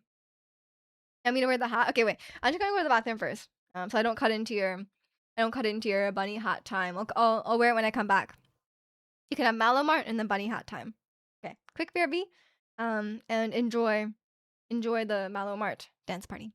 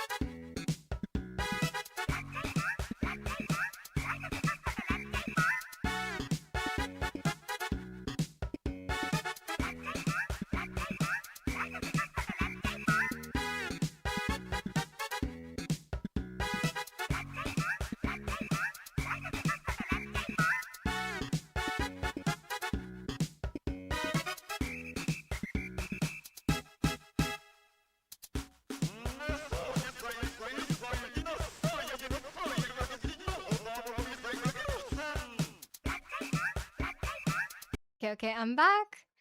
And Macho Nacho, thank you so much for the 3 months. I appreciate it. And welcome back, Maestro. And do me get, but yeah, I was like just in the bathroom and I looked in the mirror. I was wearing a white shirt. I was like, Gianna must have matched it. Although I mean, I guess I was looking at my shirt the whole time, but I, I put the pieces together. I'm an excellent sleuth. Nice. Important question. Oh no. Should we do a poll, Ricky? Should we do a poll to see if there's at least one purple hat? I sorry, one purple one purple grape sky. You're a fashion designer. Of course, of course. Do a poll, please. Okay, Ricky, just for you. Just for you. Let me figure this out. This is very important. Green or red grapes? Or red? Purple? Red/purple. Green, red, purple. Allow additional votes? No, no, no. We got it. It's a real the real thing now. Guys, vote in the poll. Green or red grapes. It's very important to Ricky that someone chooses red. It's very important. Oh, Ricky, was that you? Is that the one? Are you the one purple vote? No, there's two. There's two. Look at that. I personally prefer green grapes, but you know, there might be some people out there who like red grapes. I'm team red, but not purple. They're the same. They're the same. There's just different names for those. There's just different names for those. None of those is me. Maybe I influence the poll by saying how much it means to you that people choose red/purple. Maybe people are voting red or purple out of pity. Nah, okay, you were always gonna choose that one? I see, I see. Voted red because me just said I didn't say it. I didn't say it. I'm saying vote with your heart. I'm saying vote with your heart, but it would make Ricky very happy if someone chose. I guess that does influence people. People feel bad and they want to make Ricky feel better. Everyone likes red. Yeah, everyone likes red. There you go. That's your evidence. All the evidence you need. Ate a few red grapes with breakfast just now. Let's go. Let's go. I mean, I'm not going to turn down red grapes, you know? Like if there was a fruit bar and there was only red grapes, I would still eat those. I have no problem with that. You picked green. I picked green too. Wanna I guess it's not that popular. You never buy green grapes. You only buy red grapes, really? Or purple grapes? You made to choose purple. Welcome in, Kalani. You get both. Yeah, I just get whichever one is a better deal, honestly. But usually it's green, I think. Usually green is a better deal. Look at that. There you go, Ricky. You can screenshot that. You'd ask for cotton candy grapes? Sound like a child. What's everyone's favorite fruit? I feel like we've had this conversation before. I know there's a lot of mango enjoyers. Some. What do people put? I like blueberries. Would I put them at the very top though? Mango's pretty good too. I'm not sure. Melon? What kind of melon though? Like cantaloupe or um honeydew or watermelon? Kiwi? Okay, okay. You get both too. Yeah, me too. Me too. Tomato. Controversial choice. Okay. I absolutely prefer red over greens. Okay, okay. Mango or grapes? Red grapes. Blackberry. What? I've never heard anyone say blackberry is a favorite fruit. Really? I don't know. I think blackberries are good. Are you a bear? um, hmm. I don't know. I the thing is, I like raspberries and I like okay, raspberries are annoying because like when you wash them, they get really watery. But I'm like worried that there would be bugs inside. You know what I mean? And I think blackberries, no, blackberries have like the stem inside, so you don't have to worry about bugs being inside. But raspberries are like, yeah, it's annoying because like they taste good, but like I feel like I'm eating bugs every time I eat them. LA, LA, good peach, or just a good peach. I was like, I doubt there's a specific LA peach. A good peach sounds fun. Peach is good too. Peach is good too. I mean, I'm kind of like all fruit, you know? Like if you're like, give me a peach, give me a nectarine, give me a plum, like any of them, they're all great. Durian is your favorite fruit? I think that's a lie. Isn't your favorite fruit bananas? You say red grape is your favorite, of course. Raspberries with the extra protein. Ew. Right, eating bugs. I think every time you eat raspberries, you're eating bugs. You're on mobile, so spelling will be all over the place. It's fine. It's fine. I'll decipher it. I'm great at reading typos. We have a lot of typo words in the chat, and I most of the time figure it out. Sometimes a sentence is so nonsensical that I cannot figure it out, and that's your fault. Black raspberry, another good one. What's a black raspberry? Isn't that just a blackberry? For real, offer is pretty good. Yeah, I know, right? Like I think there's not many fruits I would turn down. I don't think there's any fruit I would turn down. I don't know. Actually, I don't really like dragon fruit. I don't think it tastes that good, but I would still eat it. You tried watermelon, dragon fruit, and pineapple mixed in a liquid, like juice? Or you mean like chunks of it? Typo words couldn't be me. Definitely not you. What about if I eat an orange? What do you mean? Oh, like if there's bugs? I doubt there's bugs in an orange. It has a peel. Banana is a must buy whenever I get groceries, but I don't know if her favorite. I mean, it's like a staple. You know what I mean? Like it's like it's like a it's nourishing and but it's like normal. I wouldn't choose apple as my favorite fruit, but like I would buy apples a lot. Black raspberry is different. Oh, okay. You eating durian? I've never had durian, but I wouldn't be opposed to eating it. Um, Autocorrect is the worst when I use Twitch mobile. I mean, I don't think Twitch has its own autocorrect. I think it's just your phone autocorrect. Sometimes you just don't notice too. Did you put two just in there just to try to trick me? If I just read it out without pointing out the typo, a lot of times I saw the typo, I just read what you intended to say. You know what I mean? I only point out the typo if I like cannot understand what you're saying, or the typo is like really funny. Both can happen. Yes, juice. So the way you describe juice is fruit mixed into a liquid. You could have just said juice.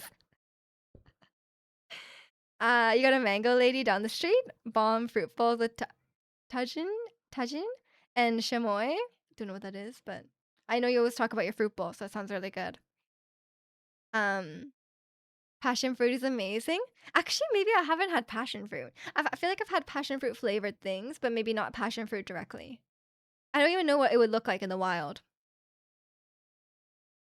You drink it sometimes when you go to the gym. Nice, refreshing. Tahine, okay. That sounds more right. She got me. That would have worked any other day. No, like I was saying, like if I read, I mean, okay, a lot of times if there's two words next to each other, it is common not to notice it.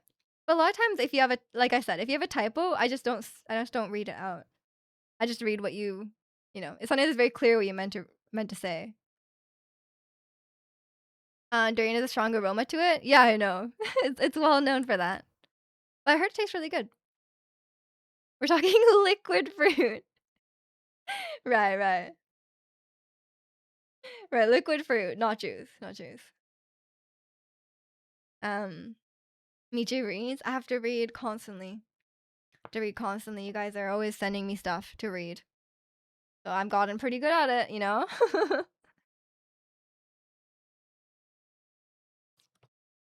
Yeah, and chat is always full of typos, so I'm always trying to understand what you mean. But the annoying thing is sometimes like I say something and then someone responds to it like just directly. They're like, "Oh, that's so true." And then I read it later and I'm like, "What the hell was I saying?" I don't remember what I said. Did you want to read the new great lyrics I heard from ITZY? Sure. We love some amazing K-pop lyrics. It's a real thing that you and I mean anyone don't notice when you see simple words like that type twice. Oh yeah, yeah, for sure, for sure. Your brain just skips over it. I did notice at that time. No, we're in a competition right now to find like the most cringe K-pop lyrics. I still think it's Lisa's rap from Do Do Do Do Japanese version because that one is so good. The Patrick Star reference. Like it's like trying to sound cool because it's like a cool song, but like but it just doesn't sound cool because it's like talking about SpongeBob literally. But I do really like the self love is the mommy, I'm the baby. That is my favorite recent one. It's like watching anime. Your brain is trained to read the subs, and you still see the animation. No, I think it's just like how humans work. You know what I mean? Like we have peripheral vision. I think that's what it is. Because I watch English media with the subtitles on. Or if you watch, yeah, if you watch, even if you don't watch anime, that's how subtitles work. I was trying to bait you into saying yes. You cannot bait me into some weeb thing, okay? I will be extra critical if you mention, oh, it's a weeb thing. Um, in Can't Tie Me Down. Oh, this is Japanese. They say you want me. Want me kantan I'm not your doctor. Baka ni shiteru. I mean, it's not like a great lyric, but it's just normal. It was nice being here for a couple minutes. I promise you next week I'll be here the whole time. I don't want you guys to miss me. I know. I mean, I don't have a problem with it, Ricky, but some people in chat, if you're not here for long enough, there's a lot of crying. There's a lot of crying, and I just don't want to deal with this. So yeah, hopefully you can be here long. No, I enjoy your weekend, Ricky. Take care. Is that the English version of Whiplash from Ning Ning Part was clever? No, we don't want clever. We want cringe. Give us your cringiest K-pop lyrics. But she says she's not your doctor. Yeah, but that's not that bad by K-pop standards. Like compare that to the Patrick Star. Like that's nothing. I just read that like without thinking, you know? Like I'm not it's not so bad that it's like distracting from the song. For the beat, I'm a star but not Pat. Exactly. It's a high bar.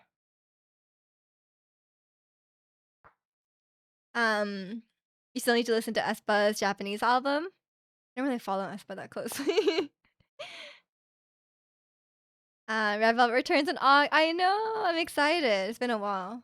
Although I didn't know that. I never listened to Cosmic. Am I missing out?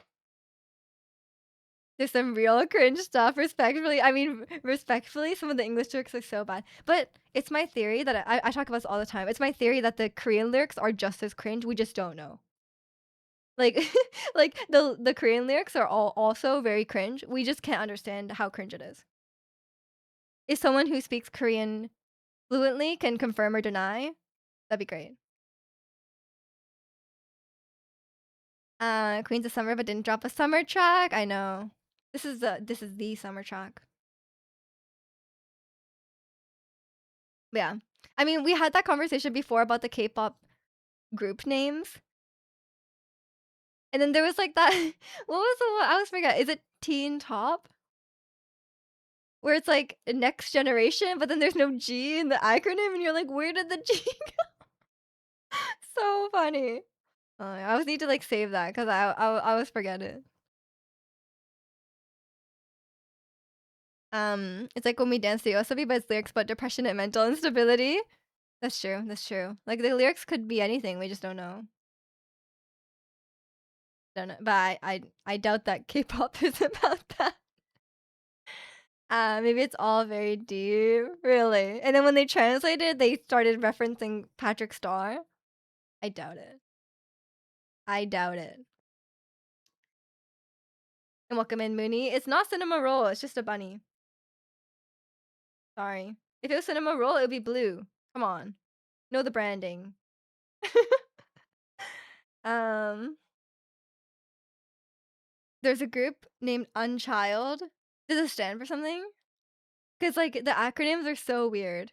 Because they're clearly what people call backronyms, where they came up with the acronym after the fact, right? Um, I would love a cinema roll hat though. I should get one. We should get some Sanrio on this. Actually, I don't have any Sanrio hats. I only have Pikachu. I should get one. But I think I guess maybe a cinema roll hat would be good, or pom pom pudding. Pom pom pudding. Pom pom pudding has a hat, right? Or maybe I could get a Gudetama hat. You guys would love that. A Gudetama hat I think would be the best. I still don't know what that's supposed to mean. Unchild. Maybe it means they're not children. I don't know. Like they're adults. Is an unchild just an adult? I don't know. Yeah, it doesn't make any doesn't make sense. Does the hat make you feel special? No, it makes me feel fancy. Got him. Um, but they are. Oh, they are children. Okay, I don't know. Maybe it's like a forward-thinking name. Eventually they won't be children anymore. Yeah, I don't know. I don't know. Maybe I don't. Yeah, we haven't. I think they just come up with words. Like, what could that possibly mean? You know? I have to get a phone keyboard, no number pad. I mean, that's so big, right? Like, if the keyboards with the number pad, they're so big. And like, what do you use a number pad for? Anyone actually use their number pad? Also, like, there's like numlock on the number pad. What does it do? At least Baby Monster makes sense. Yeah, yeah. I think some of the group names are really unhinged, but like Twice sounds pretty chill. Like this is like a normal name. Blackpink also just sounds cool. Just two colors. It's fine. 17, a little less sense because there's not 17 of them, but I don't like how they try to justify it because they're like, oh, there's 13 members, one fan, and then the rest of it is like the friendship or something, or like I don't know.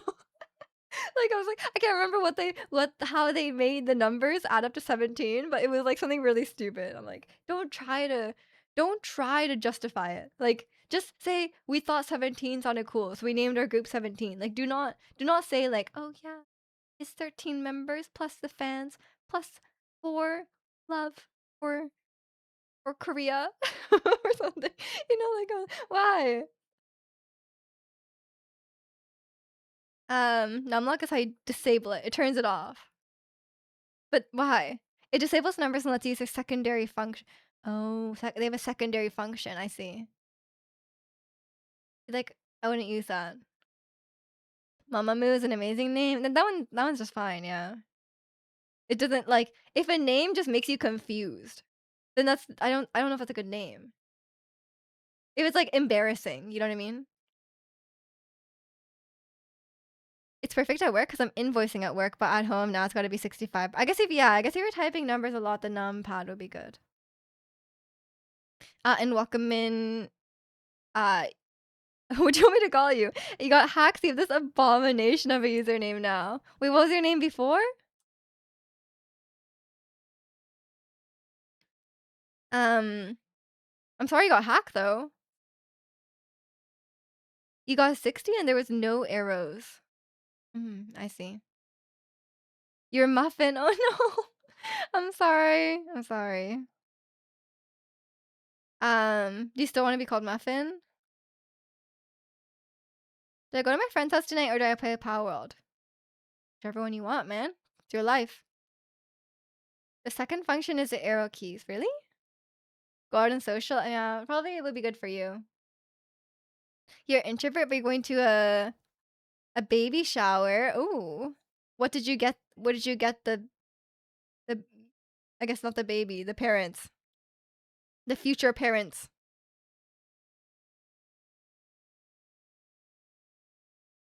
Um, but who's going to have my slaves fed? Sorry, what happens in Power World? Is there slavery in Power World?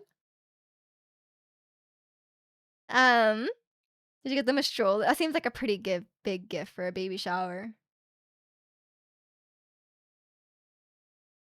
Power World is slavery. Oh no.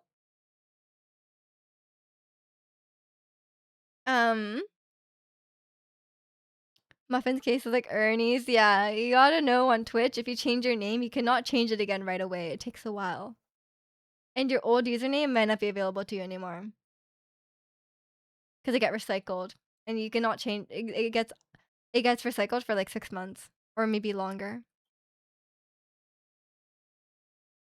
All good. It's hacked in quotes because my girlfriend changed it.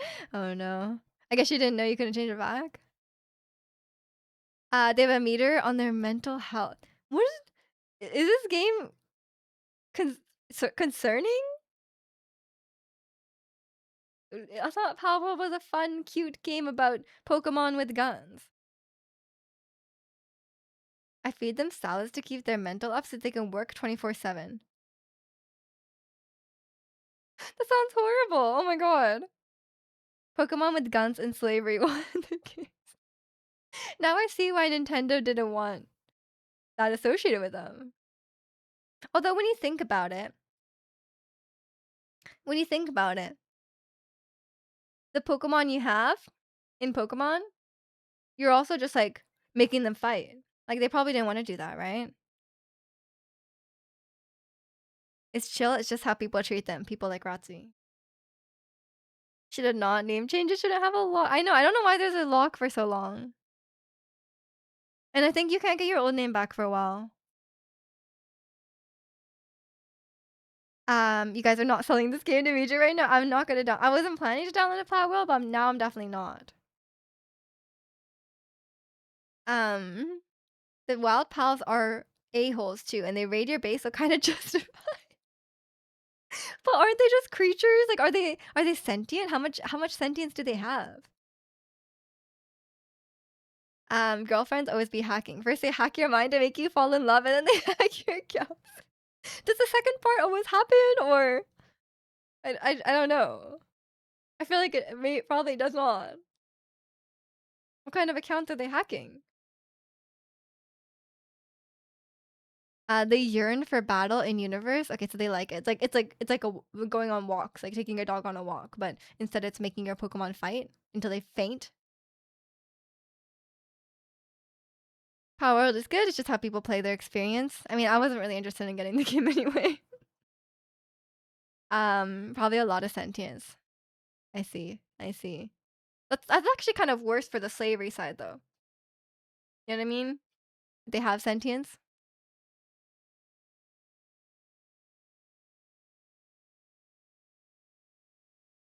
Yeah, it's that's that's cool.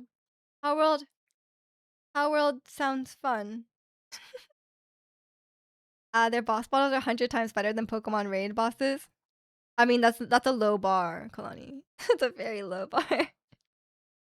No one plays Pokemon. They're like, wow, these raid bosses are so fun. Like, I cannot wait to do more. Like, people are just doing them because they want a specific Pokemon, or they're trying to like grind levels or whatever. You know, like no one is doing Pokemon.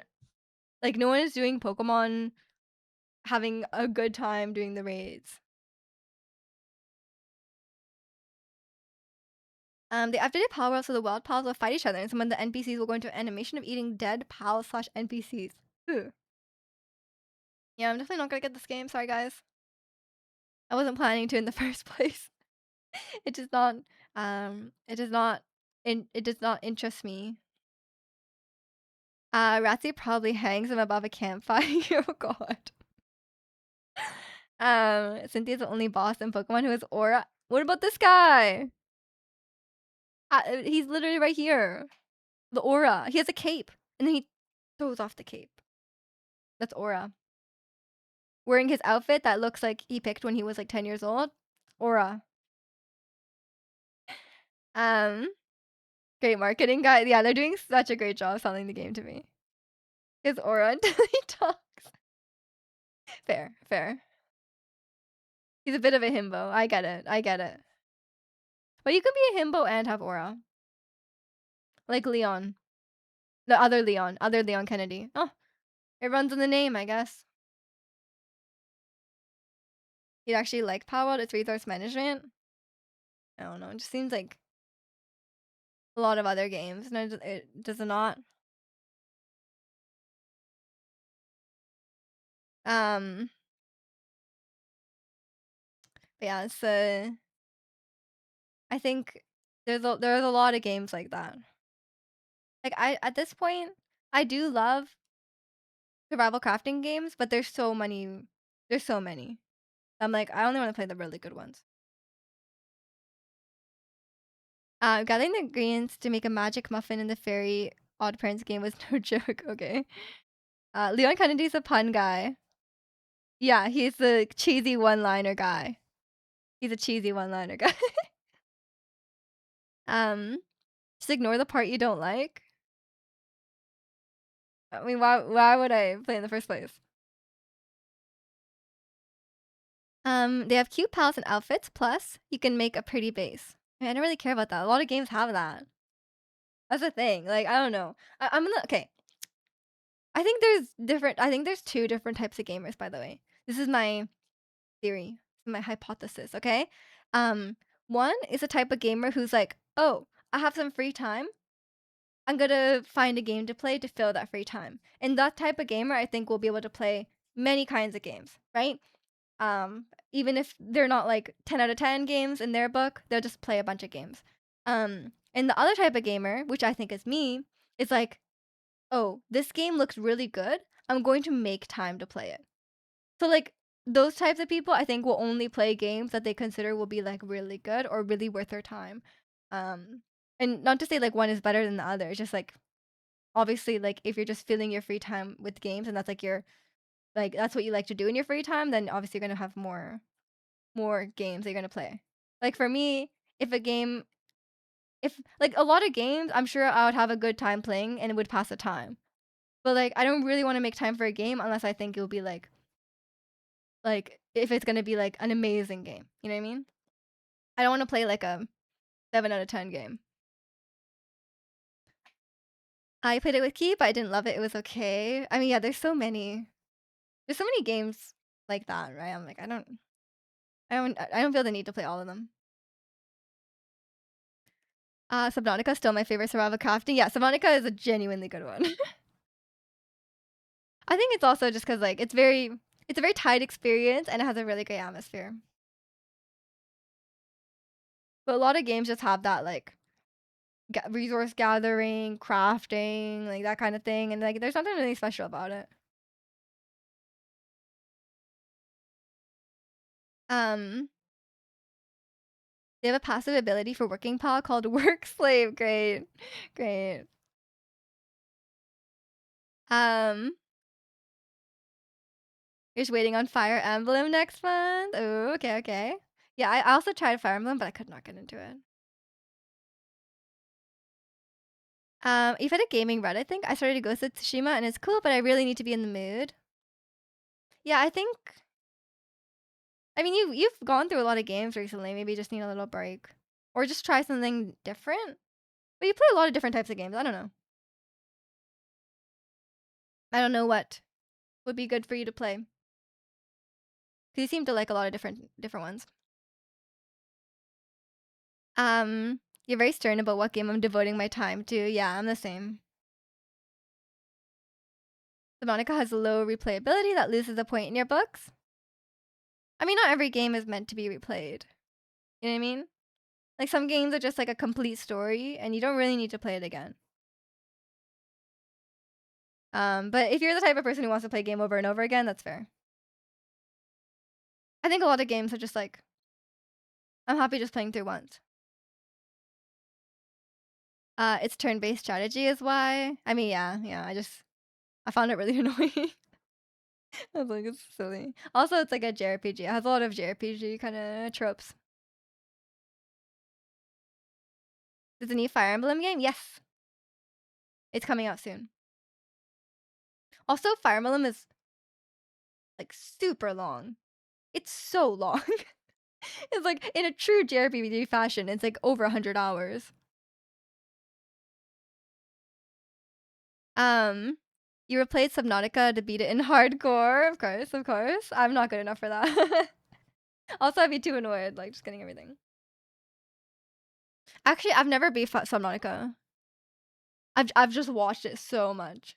I played it a bit, but I've watched it more than I played it. I followed it through the early access.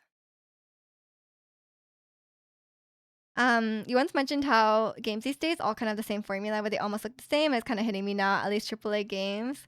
Exactly, exactly. Like it's very it's yeah, there are a lot of like a lot of games have like very similar mechanics and it's just kind of like I guess it's fun, but it just gets old. It's like, oh, there's nothing really that special about.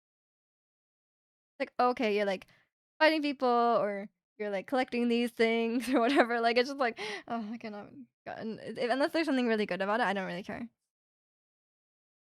And especially with AAA games being so expensive. Um, you catch the NPCs in Power. Oh no! And do the NPCs get submitted to slavery as well? That's horrible. Waiting for Ocarina of Time remake and Final Fantasy VII remake part 3. Oh, okay, yeah, some good ones for sure. I feel like I've asked you this, Angel, but have you played Undertale? I think I've asked you this before because it's like very the humor in it is like very Angel humor. Um,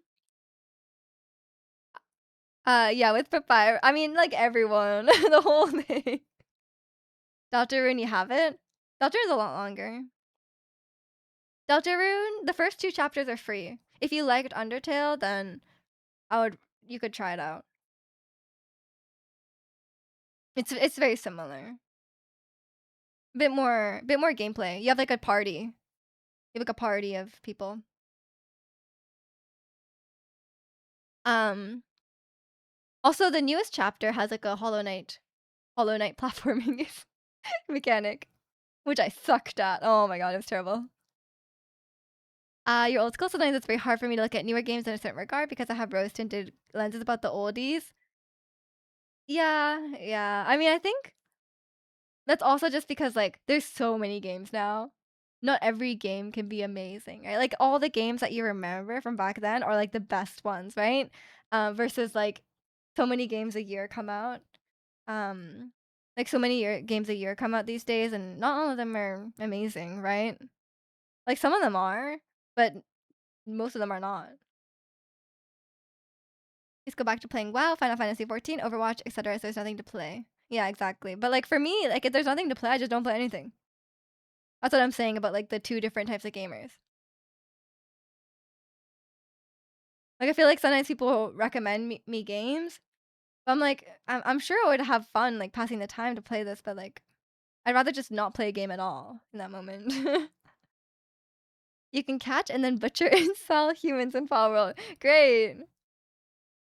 I feel like some games are rehashing a trend that was 5 years earlier. I mean, yeah, it's just because games take a long time to make.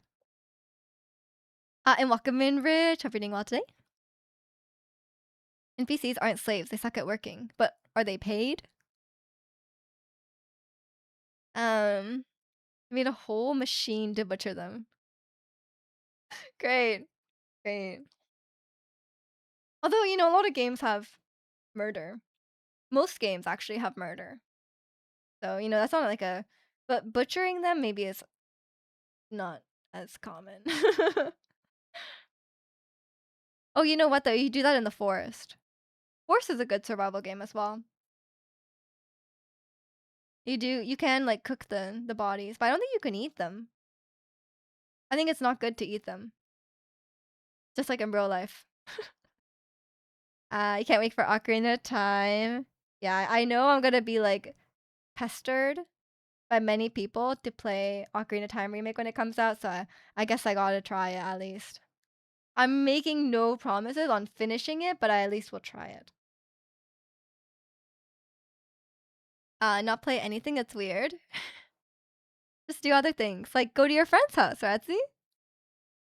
Or you're going to your friend's house to play games. I mean, that's fine. Play games with your friends. And Wakamin Tasty, thoughts on K-pop? K-pop's cool. K-pop is cool. I have a lot of problems with the K-pop industry, but the music, fun. The dances, fun. You seen some TikToks? You can have like 4 to 5 bases. This guy made a butchering plant. Oh no. This game sounds this game sounds wild. This game sounds very wild. Um, yeah, I like I said, Power World didn't interest me before, and it still doesn't interest me now. You guys have fun playing it. Nothing against the game. I'm sure it's a great game. I just don't really care. You do that because my friends still want to beat me in Super Smash Bros. Ultimate, and they can't. I don't have a game like that where I can be like, I can beat my friend. I guess now it's TFT. If my friends went on TFT, I would be able to beat them probably. The exploitation and culture is troubling, but I just can't hate twice. I know, right? It's like that's the thing. That's the thing with the industry, right? Because like the K-pop industry is obviously very messed up, and it always has been. But the people, most idols who are active now, like didn't do anything wrong, right? Like they're just trying to like live their dream of becoming an idol. A lot of them are quite young. They didn't do anything wrong. Um, so it's like I don't. I can understand supporting them, and I can understand not supporting them. Not to be a fence sitter, but I can understand it. I gotta go to the baby shower. See y'all later. Okay, okay. Have a good time at the baby shower. I've never been to a baby shower. I don't know what you do there. I think it's just presents. I'm not sure. There's like a shower for everything, right? There's like a bridal shower. Is there a groom shower? No, right? Is that sexist?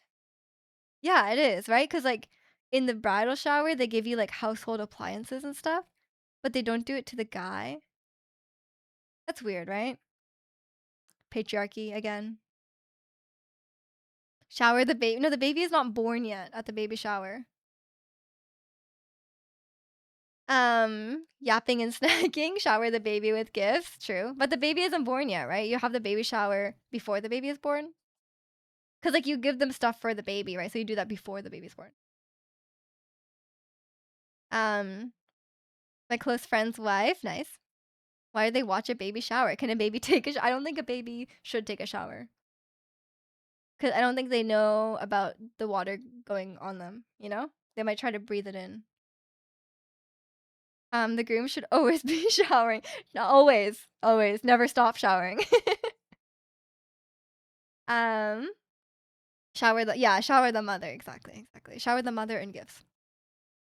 But like that makes sense. Like baby shower, the baby is in the mother. So like the shower being for the mother makes sense. But bridal shower, why is it only the woman? You know what I mean? I think it must have been a relic of the time where like the women only the women were in charge of the housekeeping stuff, right? So like that's why like you go to the bridal shower and then you give them like a stand mixer or whatever, or like a blender or like a serving dish. That must be. But I think bridal showers are less common, right? Because like most people like have already been living together before they get married. Hopefully, have already been living together before they get married and would already have household things, right? Like I think it's probably less common. And welcome in Spider-Man fan. Hope you're doing well today. Why can't the dad be showered? I know, right? Patriarchy hurts the men too. Made you listing wedding presents, now baby shower presents. I mean, baby shower presents make sense because like if it's your first baby, you won't have baby stuff yet, so like people can give you them. But like if you're getting married, you probably already have household stuff, right? Like even if you didn't live together with your partner, which I do not recommend, you probably lived by yourself already. Like most people are not going straight from the parents' house to getting married. You're back. What I missed? I was just talking about baby showers, and then bridal showers. I was like, what the hell? What the hell are bridal showers? What's the point of that? I guess yeah. I think it's not that common. I don't hear much about. I don't think I've ever heard of someone going to a bridal shower. Only baby showers. I've heard of quite a few baby showers. It's like normal. I know, right? Bridal showers watching the bride shower. That seems uncomfortable. I don't think I'd want to go to that party. I think she should shower by herself without people watching. That seems more weird than watching a baby shower. Yeah, I think so too, but each yeah, I guess if that's what they want. That's what they want, and that's how they hang out with their friends, like, why not? Why not? Yeah, it's, I mean, I hope people are living together before they get married. I feel like that's very important. 'Cause what if you might have, like, some fundamental incompatibilities, you know what I mean? What if they what if they only buy green grapes, but you're a red grapes person? You're like, "This this marriage isn't gonna work." Maybe it's like, you never know, you never know. So something like that could come up.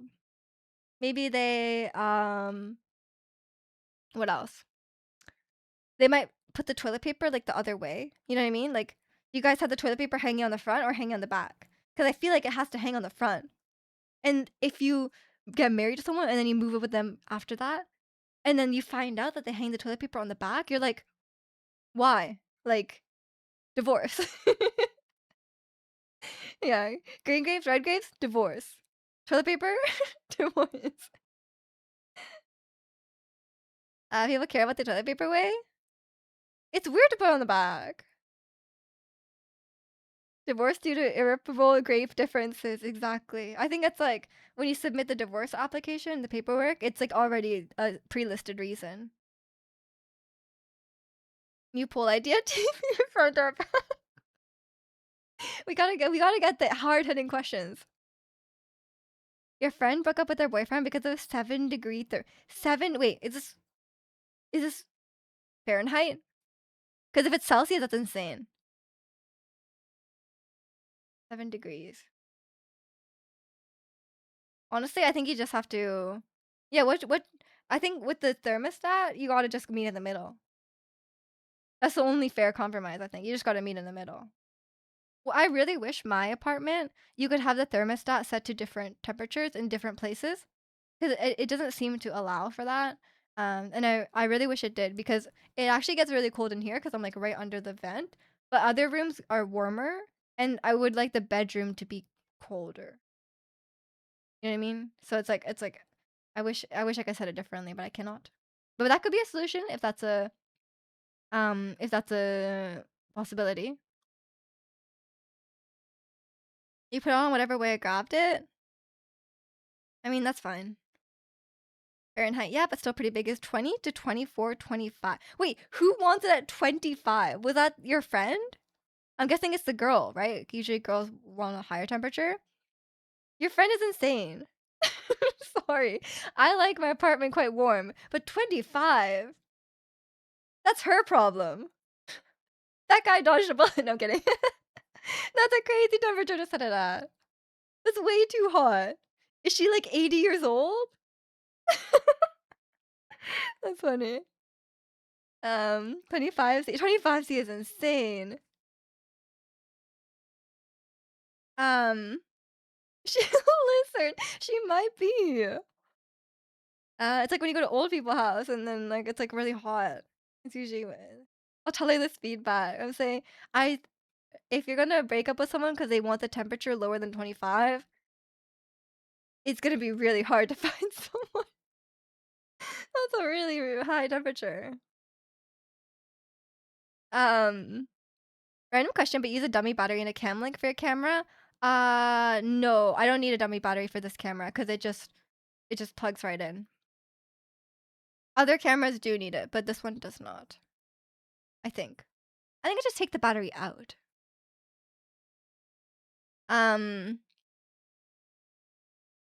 uh, does she have a medical condition? Genuine question. We're like really invested in this girl. That boyfriend was a puddle leaving. He must have been. He must. Honestly, thermostat differences. If it's a few degrees and you can meet in the middle, that's probably fine. That's a huge difference, though. I think 4 or 5 degree difference. Yeah, I think you just meet in the middle. If you're not willing to meet in the middle, then you can't. Um, I think yeah, I think it's that must be my Miju Games gear doc. I have a document with all my stuff, but I think it's Sony ZV-1, but you might want to double check. Are you planning to get one? It's not specs. I think it's gear. Maybe I should change it to specs and PC. Both of those seem valid. Metal Gear. No, never Metal Gear. Should I make sure it's up to date? I always forget to update it, but I don't think I've changed anything. Oh, I've changed my PC. Did I update my PC? Yeah, I did. I think Ricky didn't let me forget. I think everything is up to date. Really. I used to get asked this a lot, but no one asks about my streaming setup anymore. You want another Alpha series, but they're so expensive? What's an Alpha series? I don't think I know anything about cameras. I just have this one. I thought it looked cute. You updated my PC too? Yeah, you did. You want a PS Vita? You just got a thing. You just got that orange thing. Game Boy or something. I don't know what it was. Sony A6000 to 6600. Are those like mirrorless or mirror back cameras? Because mine's like a point and shoot camera. It's not mine is not that fancy. I got a cleaning and a successful PC spa day. Yeah, you do need a PC spa day sometimes. They get real dusty. But now I'm eyeing on the PS Vita. Hey, you gotta take it one step at a time, man. You gotta budget for this. Did you budget for it? If you budget for it, it's all good. They're mirrorless, micro four, 3D. Okay, I don't know. I don't know anything about cameras. Like I said, this is a point and shoot camera, and it has a filter to smooth out your skin, which is very nice. I recommend. If you want to film yourself and you want to look like you have flawless skin, get this camera. You've been going, you're spending. That's good. That's good. I need to redo my budget. I redo it um every year. Your camera's nice too. I was just checking pricing, but also utility. I think my camera's not really for like people who are into cameras. You know what I mean? Because you can't even change the lens. So like you probably don't want this camera if you like actually want to do photography stuff, right? 'Cause I thought maybe I would vlog with it one day, but now I don't think I'm gonna be a vlogger. That sounds annoying. I think I don't like talking to the camera and like I don't like talking to the camera and like no one can hear me. You know what I mean? Like at least when I'm streaming, I know you guys are listening and people are responding to me. But like the one time I did like a cosplay video where I filmed like it wasn't like a get ready with me, but it was like putting the cosplay together. It was so awkward. I was like talking to the camera, but I'm like no one is there. Like I'm just talking to the camera. I don't think I could be a YouTuber. I'm sure I get used to it, but I don't really need to. Has a proprietary lens? I don't know. It just comes with one. She thinks we're listening. Hey, you heard what I said, so you must be listening. Yeah, it's definitely a weird experience. But when I first started streaming, it was awkward as well. If you watch my first stream, you can see it if you want. You'd be a good YouTuber. You already consistently stream and are used to talking to an audience. Yeah, but it's like a different thing, right? Because like when I'm talking, most of the time when I'm talking, I'm like responding to what you guys are saying. And also, there's editing. It's a lot of work. It's a lot of work to be a YouTuber. I think it's easier to be a streamer. Hot take. I think it's easier to be a streamer. I think there's less work involved. Because once you stream, like the amount of work, I mean, I guess you have to do that stuff outside of stream, but um, at least for me, streaming is easier.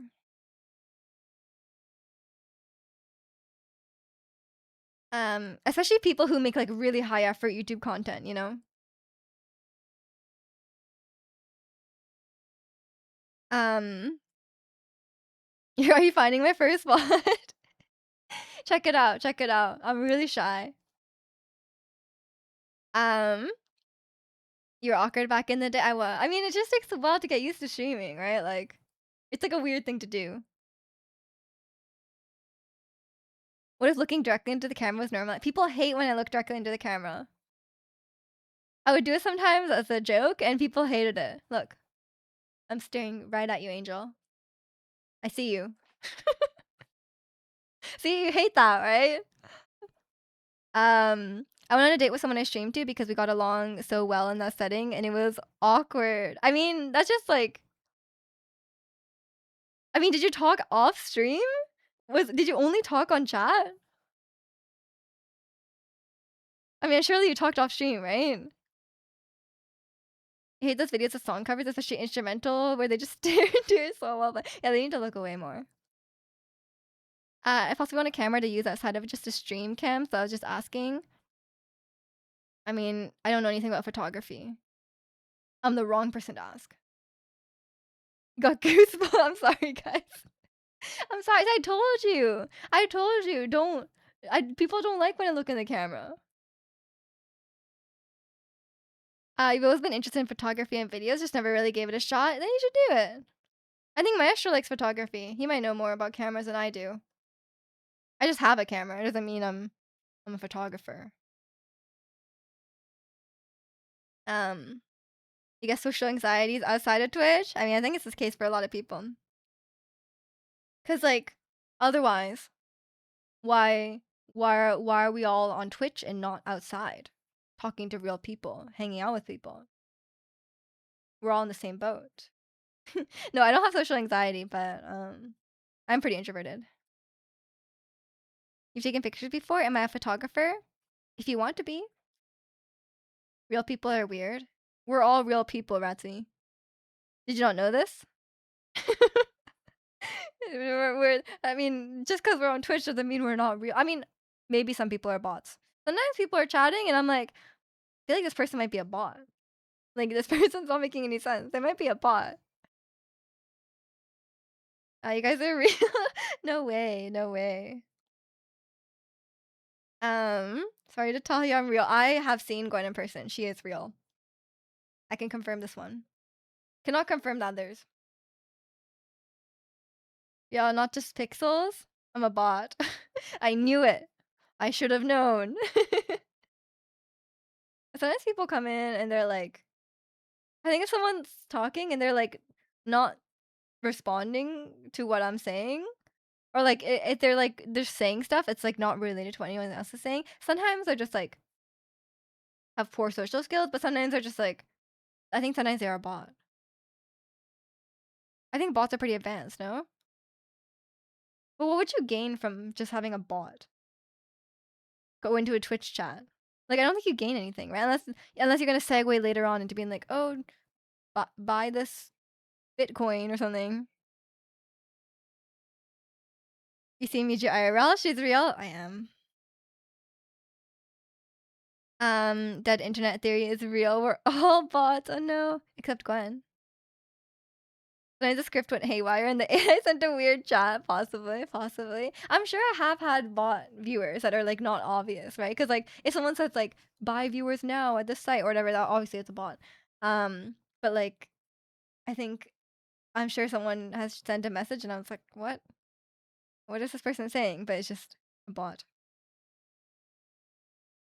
There are also just a lot of people who are looking for people to talk to that have bad social skills. I mean, yeah, that's just the case on Twitch, right? Like just like any online communities will attract people who maybe struggle to make connections in real life, and there's nothing wrong with that. You actually got Angel. You actually got detected from that. Oh my god, I shouldn't accept that, huh? Yeah, Audemont actually. I think because he said bye viewers. It's because he said bye viewers.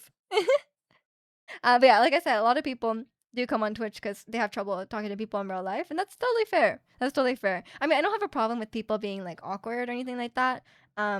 my general rule is, like, as long as you're not making other people uncomfortable, like, it's totally fine to be shy, it's totally fine to be awkward, like, I'm not judging, like, I don't mind at all, as long as you're contributing or, like, as long as you're, like, not negatively affecting the community, then, like, of course, everyone is welcome.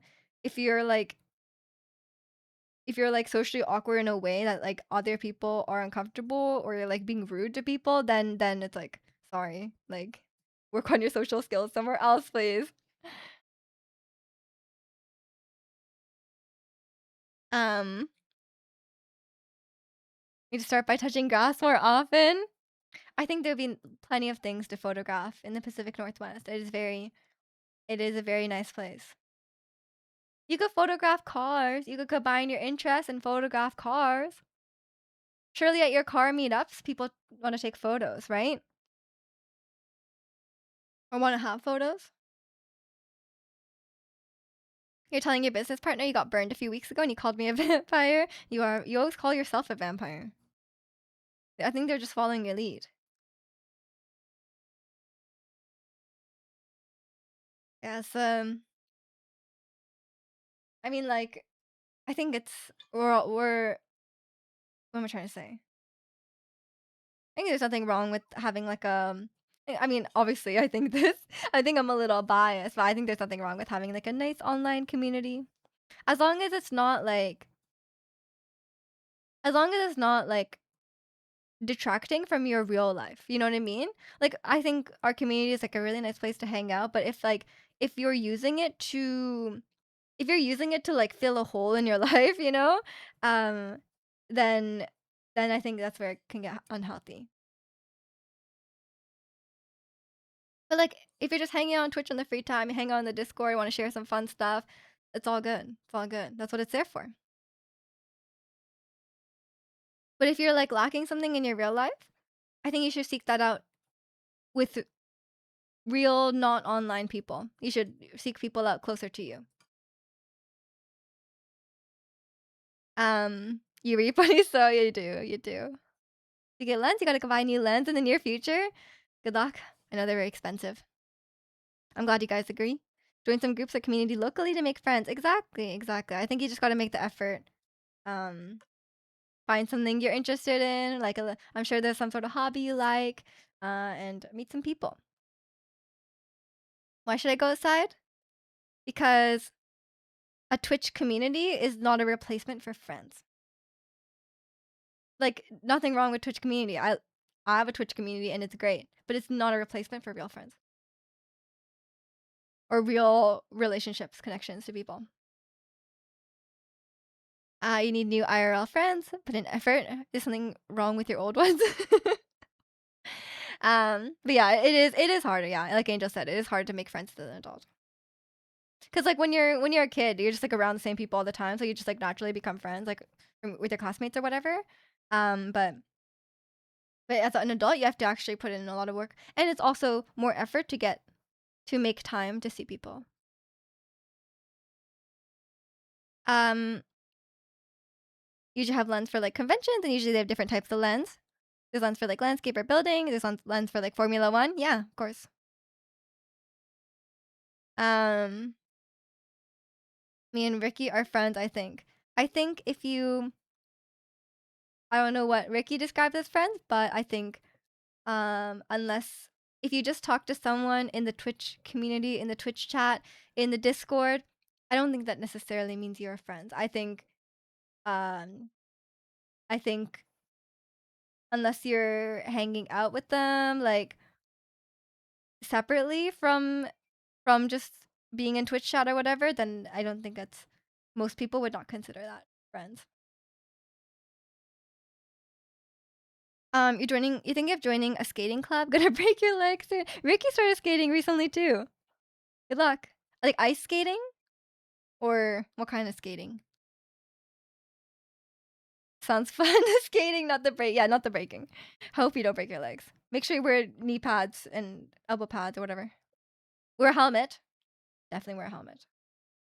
I don't really have old friends anymore, only a couple. Yeah, it's hard to maintain those connections. Like I think if you don't if you don't actively make an effort to maintain friendships, especially as you're older, it'll be tough. We're Twitch friends. Yeah, I guess you could say you're Twitch friends. Um, but that's like I said, Twitch friends are not a replacement for real friends. Like, not to say you cannot make real friends through Twitch. You can. A lot of people do, but just hanging out like in a Twitch chat or hanging out on Discord, unless you were making connection outside of that, I don't think that's um, like a friendship. Um, Inline skate. Ah, okay, okay. Good luck. I think that's Ricky's doing ice skating. What's weird about relationships though is that what if you reach out and they don't? Then it's a very one-sided relationship. And they probably either they're really busy. Obviously it's like situation by situation, but either they're really busy or they just don't care about the relationship as much as you do. And maybe it's not one, and then you have to reevaluate. Maybe it's not worth keeping. Because that can happen. That can happen. Like one person can be more invested in the relationship than another. It's not always a bad thing, but if it's causing problems, then it might not be worth. Or if that person is like acting disrespectfully or like not respecting your time or whatever, then that's probably um not good. But sometimes people are just super busy. What is love? Of course, of course. The Japanese one. Yeah, it could be very interesting. Lots of all sorts of people, all sorts of people come through the Twitch community, you know.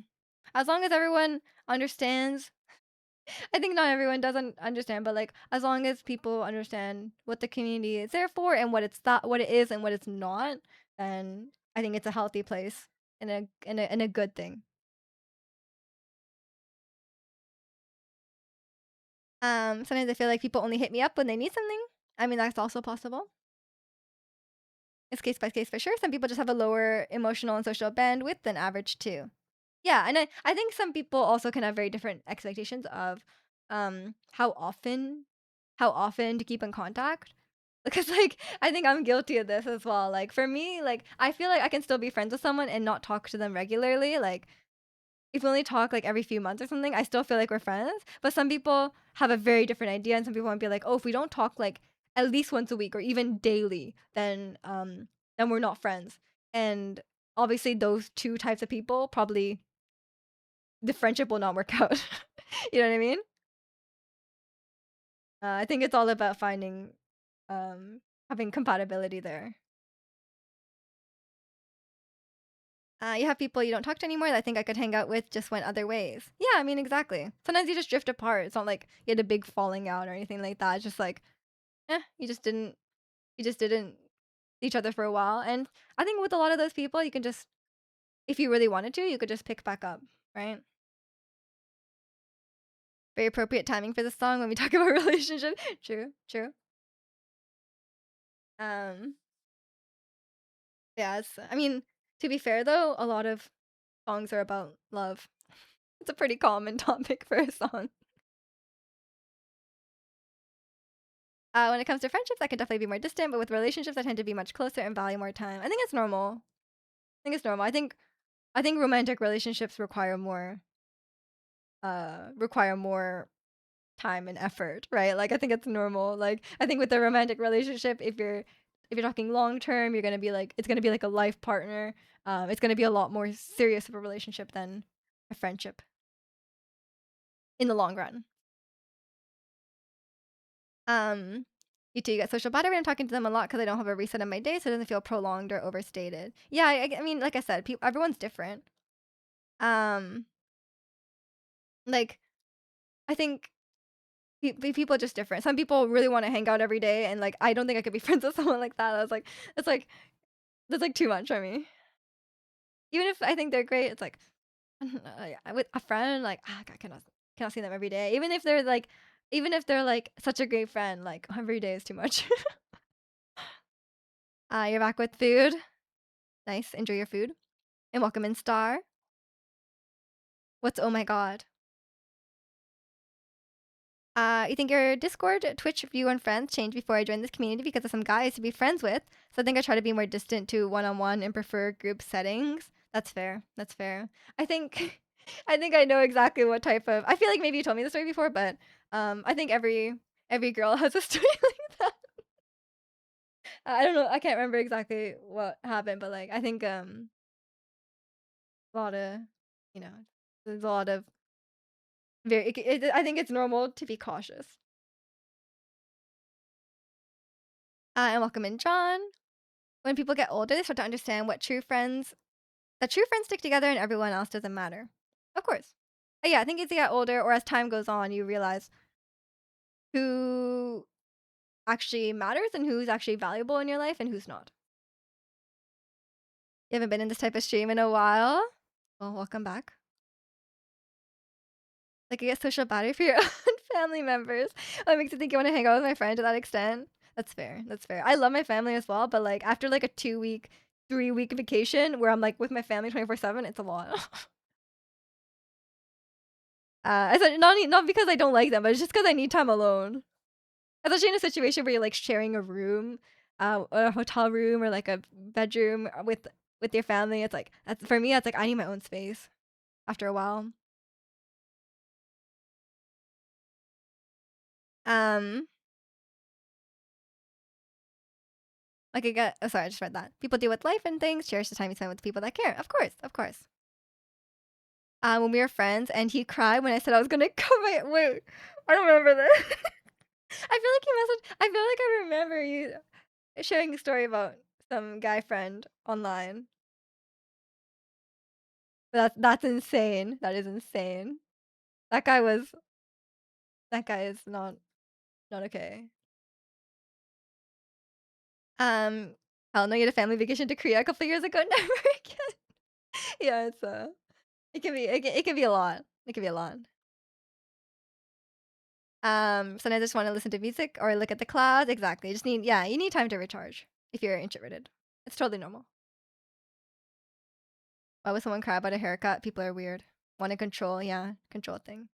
Guys cry when girls. Not every guy, hopefully. There's a lot of really weird guys and girls out there, actually. I think I think if you've made online friends before, there's always like one horror story of like some weirdo. There's a lot of weird people online. Be careful out there. Um and really vet people before you meet them, okay? If you're gonna meet an online friend, really, really vet them, okay? All this relationship talk aren't they the guy that asked for help because he only likes Asian girls? Oh my god. I remember that guy. But I like that he was asking for help. He was like, "Please help me. I need to change." Oh my god. It's crazy. Imagine if you cried about a girl making your hairstyle change and we're a K-pop fan. Oh, I'm sure K-pop fans have cried about that. They're like, "Oh my god, Kazuha cut her hair short. I can't believe it." You know, like there's people out there actually cried. Um, yeah, that guy was funny because he was like asking. He's like, "Please help me." And he didn't admit he had a crush on me until I admit my feelings to Key. Oh wait, I remember this. Yeah, I remember the story now. I did just didn't remember the hair thing. That dude was my horror. Yeah, yeah. I mean, there's a lot of guys like that. Like to all the guys out there, like don't like wait on the sidelines hoping that your friend will like you. You know, like if you like someone, don't let it build up like that. You know, I think that's how you end up in that situation where it's like I think every girl has a story like this where like they thought they were friends with someone and then they like suddenly confess their feelings or like they confess their love. Like you don't want to let it get to that point. Like if you're interested in someone, um I think you gotta like obviously like they don't have to be a complete stranger at that point. Like you can get to know them a little bit, but um there's a line between like ask cold call asking out a stranger versus like waiting 10 years for your friend to like you know what I mean? Like there's a line. a lot of people go from friends to relationships, but I think you wanna express your interest, you know what I mean? Test the waters, express the interest, flirt with them. If they reciprocate, then I think, you know, ask them out. Hang out with them one-on-one, you know? Um, didn't some people self-harm because Justin Bieber cut his hair? Probably, but they're probably, like, really young girls. He turned up with orange hair randomly the other one, think he was like, "Slay, I love it." It was great, though. He's cool, he likes you no matter what. That's, like, bare minimum. That's, like, actually bare minimum, by the way. If someone doesn't meet that bar, um, get rid of them. Like, that's a low bar. If someone's, like, love for you or, like, whatever is, like, dependent on something that superficial, then it's not real love. Um, you're just saying to always ask friends out. Definitely not. Um, I'm saying that if you develop feelings for a friend and you want to pursue them, I think you should either if you don't want to, like, you can make a decision. You might be like, "Okay, you know what? These feelings are not worth it. I value the friendship more." And then you can find some way to get rid of that crush and just go on being friends. Um, but if you do want to pursue it and you're like, "Okay, I actually really like this person," I think you need to express your feelings sooner rather than later and not do not do a confession. I think a lot of people are like, "Oh, I gotta confess." That's like a way too intense way of doing it, in my opinion. Because from that other person's side, you're just friends. And suddenly, if you go like, "I'm in love with you," that's like too much, right? Like, confess through a poem in a public space. Exactly, exactly. I think a lot of people go straight to that, and it's like that's like misguided, I think. What if they cut their bangs off? Mm. Chicano would cry. He'd fall to his knees and cry. The bangs. Actually, bangs grow back really fast, though. Did Key sorry, orange. Did Key call your orange hair sugoi though? Divorce? Immediate divorce. Their hairstyle might look worse, but it's their choice. Exactly, exactly. Like, you're allowed to have preferences. Like, you might prefer your partner's hair a certain way, but ultimately it's their body, their decision. Write them a song and perform it. Wait, the song's really good though. That might actually work. But if you're really bad at singing and or songwriting, don't do it. But yeah, that also might be a bit intense. I think maybe you show them the song later. Like once you're already dating. Um,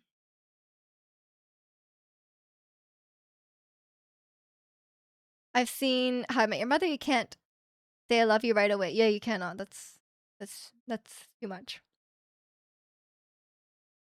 Um, I texted and he messaged back like, "I have a final project due in 3 hours. Can I phone you after midnight?" Wait, who is this? Is this wait, this is not Key, right? This is the guy. Oh no, this is this is I thought you were talking about the hair. I was like, what? Okay, that made more sense on the second message. User message back, "I have a final project due in 3 hours. Can I phone you back after midnight?" And I was just eating spaghetti for the next 3 hours. Oh my god, why did he make you wait? He phoned me at midnight, 12 hours on the phone later. We were in a relationship. Oh my god, you guys didn't sleep. That's crazy. He should have at least said, "I like you back, but I'm gonna finish my project." Could have saved you that stress. Come on, Key. um, he did confess to someone recently, known for a year. Told them I like to take them on a date sometime. No pressure for that. No, but that's not a confession. That's what I'm saying. Like that is the right way to do it. Um, but that's not what I would consider a confession, right? Like, I mean, I guess it's confessing that you like them, but like it's not like you know what I mean? Like asking someone out is a form of a confession, yeah, because it's like letting them know you like them, but that's a way less, um, pressuring way of, like, doing that, right? Like, if you're saying, like, "Oh, like, you wanna go on a date sometime?" Like, and you just ask them out, that's a lot less pressure on the person versus saying, like, "I've been in love with you for 12 years." You know what I mean? Like, one is a bit scary.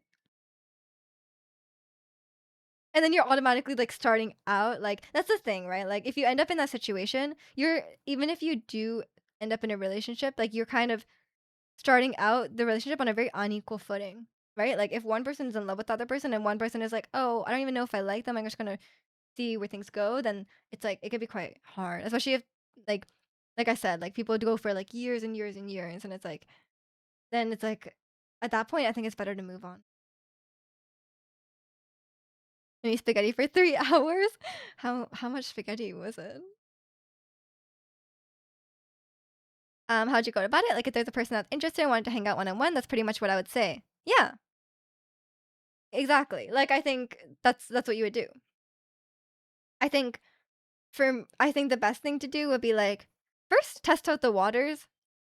I would first test out the waters, like, maybe it depends on your dynamic. Like, if your dynamic is already flirty and you're like, "Oh, there might be something there," um then definitely that's a good cue to be like, "Oh, this might work out."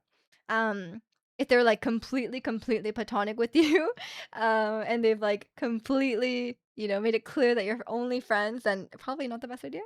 Um, but yeah, I think from there you could just if you don't already, like, hang out one-on-one, go on, like, a more go on a date, right? Right? Ask them on an actual date. Like, not just be like, "Hey, let's play games together on Discord," like, more like, "Let's go to a restaurant," you know? In a situation where it's, like, clear that it's a date. I feel like asking someone on a date de facto lets them know you like them anyway. Exactly, exactly. I mean, I guess it technically is confessing, but it's not like it's more of in a way where it's like, the ball is in your court, you could say yes or no. And I think making it clear I think the important thing is to make it clear that there's no pressure. Like Rich said, like, there's no pressure. You ask them out and you're like, "Hey, you can take your time, think about it." If it's a no, it's totally fine. I just thought I would ask because I thought maybe, you know, there could be something here, you know? It seems terrifying. Cure the reins to my emotional state. Please handle them carefully. Exactly. And especially from the woman's side, like, you never know how, like, I think almost or probably every woman had an experience turning someone down and they do not take it well.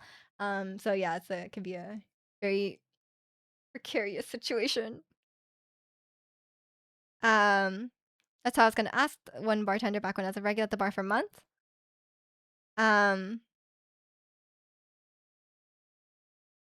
uh, let her know I would take her out on honestly, I don't recommend asking someone out who is, like, serving you. Unless they're very clearly flirting with you and they express interest in you, I would not ask out someone who's, like, a employee. Um,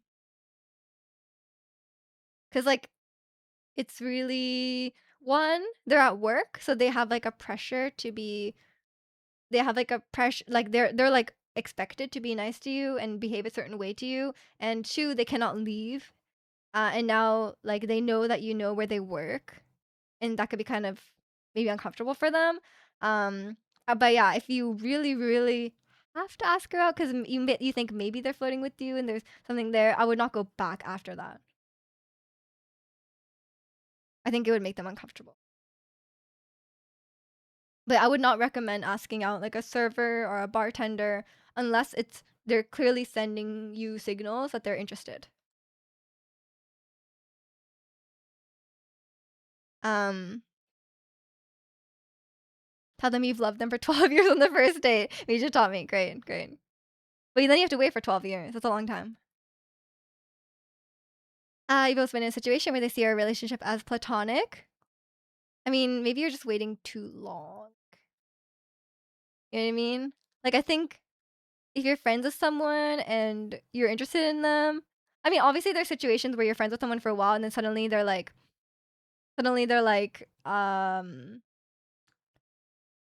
suddenly you, like, develop feeling for them. I guess that could happen. Um, but I think for the most part, you don't wanna wait too long. 'Cause I guess, like, even if they were interested at the start, they might have just moved on. Been like, "Oh, I guess he's not interested because he never asked me out." On the plus side, they're used to you paying for drinks. Is that a plus? On the plus side, you get to buy them drinks. Is that a plus? I feel like it'd be more plus if they if they were paying for drinks. Free drinks.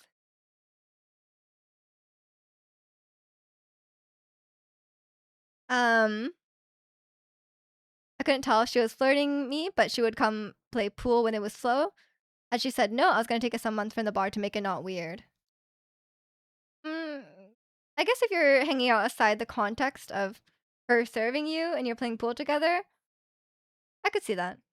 But yeah, I think it would be good to not go back for a while. Even then, be aware they might just be charismatic for their job, trying to sell drinks, etc. Yeah, exactly, exactly. I mean, I think it's okay to respectfully shoot your shot, as long as you respectfully leave. You know what I mean? Uh, I think people give a very blanket statement. Like I am giving a very blanket statement of don't ask people out when they're working because a lot of people um will not be able to like take no for an answer, right? Um so I think as a general idea it's good, but if I was giving advice to an individual and they were like they had a plan for if they say no to be like I'm going to leave, I'm going to do this, whatever. I'm going to respect her wishes, bare minimum really, but in that situation I think it's okay to shoot your shot, but it's really very context dependent. Um, so day one, tell them you love them. Yeah, Chicano's writing down a really great playbook here. Yeah, that's on a good plus, Rich. I mean, on the plus side, ask out a bartender. They're really good at making drinks. I don't know how long is too long. I mean, I guess it depends how often you see each other, but I guess if you're seeing each other pretty regularly, like if you're seeing each other like, I don't know, once a week in like a group setting or whatever, I would say within a few months probably. um I feel like waiting like a year to ask someone out, probably it's like you've already been established as friends. I mean, it depends on the situation. I think if within like 3 months, if there's no vibes, like if there's no like you're not flirting at all, nothing is like that, then I don't think there's anything there. Unfortunately, I think you would know by then. Like obviously, there's situations where friends who have been friends for longer than that do end up get together, but I think in those situations, usually it's like, oh, something changed in that time where it's like, oh, you wouldn't have dated before, but now you would now. Like maybe they're in a relationship before and now they're not. Or maybe they lived far away before, now they don't. Or maybe their job you worked together before and you couldn't date working together. Well, like stuff like that. But I think if nothing has changed and nothing, and there was never any connection, like romantic connection there, then it's nothing. You're just friends. But I think also speaking of what Gwen is saying about the guy shooting a shot with every bartender, if you're falling in love with all your friends, then you probably need to reevaluate like how you have female friendships. I think a lot of guys get confused because I think a lot of men are not socialized to like share feelings or like be emotionally supportive to each other, especially with their other male friends. So whenever they have a female friend who does do that thing, they think, oh, that's only for relationships. So this must be like a romantic thing, right? Um, but that's not always the case. It could just be friends supporting friends. Um, will you go out with me? No. What? But I killed all the spiders in your room while I slept. Classic Twilight behavior. You had an ex IRL friend that used to shoot his shot with every bartender because that was his type. His type is what? A woman who can't leave? Creepy, yeah. In my opinion, it should be very obvious. Exactly, exactly. You miss 100% of the shots you don't take. Well, that is true. if 99% of your shots are making women very uncomfortable, maybe you should stop taking shots. Um, um, I waited a year for someone to talk to online every single day, but it was the first time we could meet in person. And I'd wanted to ask from like month one. I mean, yeah, like I said, that's a situation where something changed, right? And I'm guessing that they felt the same way, and there was like you guys were like flirting and you know that kind of thing. But yeah, I don't recommend dating someone you have never met. So I think that's a good way to go about it. Rich can be the model student here. Yeah, like I said, because like I don't recommend dating someone you never met because, um, like I don't recommend dating someone you never met because like you could meet in person and have like zero chemistry, or like they could be really stinky. You never know. It could be a lot of things. You don't know. Maybe every restaurant they go to, they like put all the food on the table and eat off the table. Like you don't. There's some things you don't know until you see them in person. This all sounds too complicated. You gotta keep playing Factorio. What's more complicated, dating or Factorio? In minority here, but I think if someone flirts, it's a red flag. If I like someone, I just tell them. No need for mind games. That's a crazy take, John. Yeah, I think you are in the minority. I think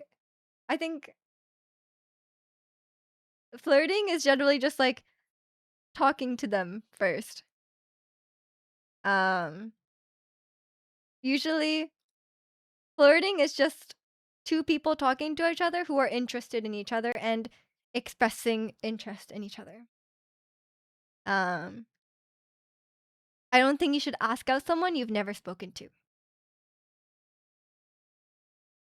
I think that's generally how they um I think you were just misunderstanding maybe what flirting means. Um I started an online friend before. She told me she didn't want another long distance relationship. Then within 2 months was in one. Sorry. I guess yeah. I mean that in that case, unfortunately, it was probably just an excuse. She just wasn't interested. It happens. The high percentage of shots missed, so you should probably sit on the bench. You should probably maybe reevaluate. Yeah.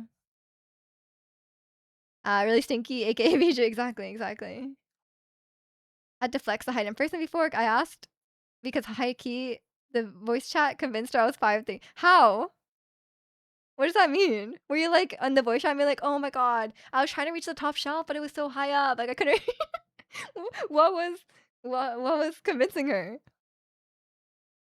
Um, but honestly, if she really liked you, I doubt the height mattered. Um,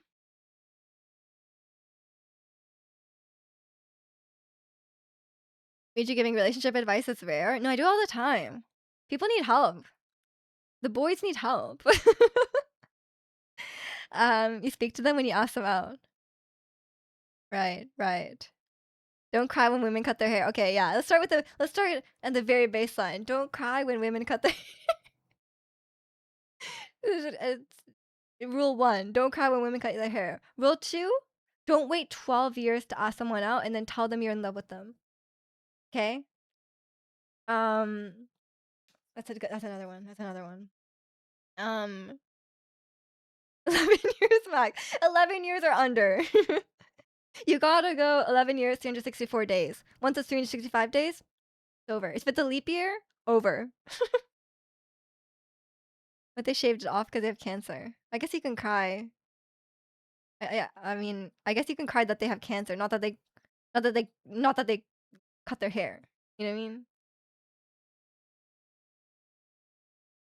You're flying back after finals to our first real day. Oh, that's cute. Um, I would be horrendously nervous if I wasn't about to be so busy. Yeah, that's great actually. Finals distracting you. I'm sure it will go great though. You guys already know each other so well. Like this is I think you have nothing to be nervous about. I'm sure she already cares about you. Um, and she already likes you. What are you eating for your first date? Is she crying? If she's not upset, don't cry. That's true, that's true. If someone tells you they have cancer and they cut their hair off, if they're not crying, don't cry. Um,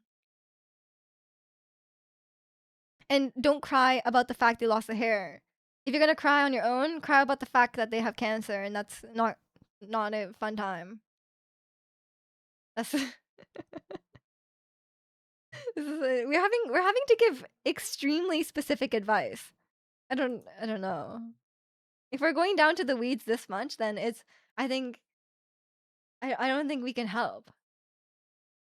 Obviously, cry about the cancer, not the hair. Okay, okay. I'm glad we're on the same page there. I don't like how specific. If someone has cancer, oh my god. I think we're cooked as well. Um, maybe Square Enix Cafe and explore the transit system because she really wants to show me it. And dinner, nice, nice. Where's it? Where's their Square Enix Cafe? Is it in Japan? Um, I thought you said going down to the weeds. That's bad too. That's bad too. Who else is picturing Miju bald? I get I get I get asked about being bald all the time. Actually, yeah, we have egg Jew because we had that whole thing about bald Zelda, and it was gonna be bald Miju. But I've never done a bald cap. I don't know how to do one.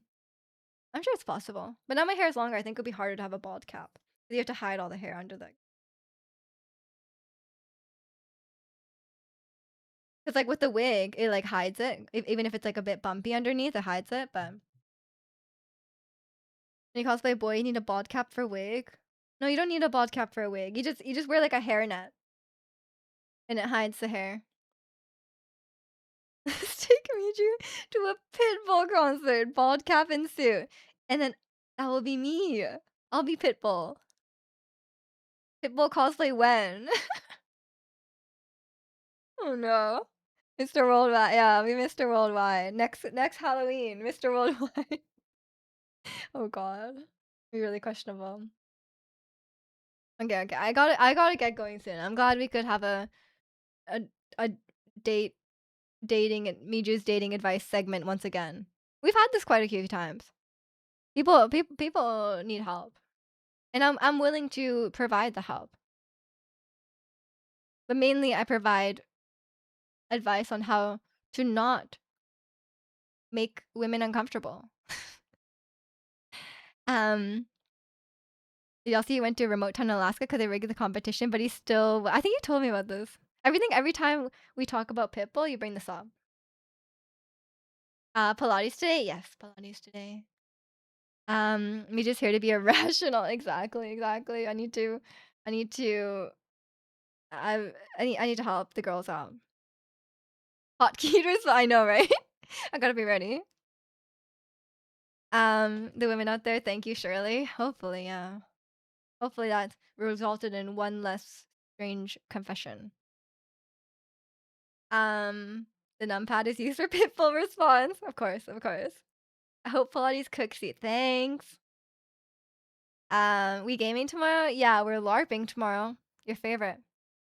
Um, but yeah, like I said, like Chikana said, I'll be streaming tomorrow. We'll be doing some gaming. We'll be continuing Skyrim tomorrow, which will be fun. Um, next weekend, by the way, I will not be streaming. I forgot. I'm going away. I'm gonna be out of town next weekend. So no stream next weekend, but I'll be streaming tomorrow and Wednesday as usual. So Wednesday stream still around. I know your favorite, everyone's favorite. Get your streams. Yeah, I'm sorry. I almost forgot to cancel my Pilates too. Thank God I remembered. But yeah, I'll see you guys hopefully tomorrow. Thanks, Gwen. Join the Discord if you haven't already. But yeah, I'll be streaming tomorrow. Skyrim. But if not, have a great rest of your weekend, and thanks all for watching.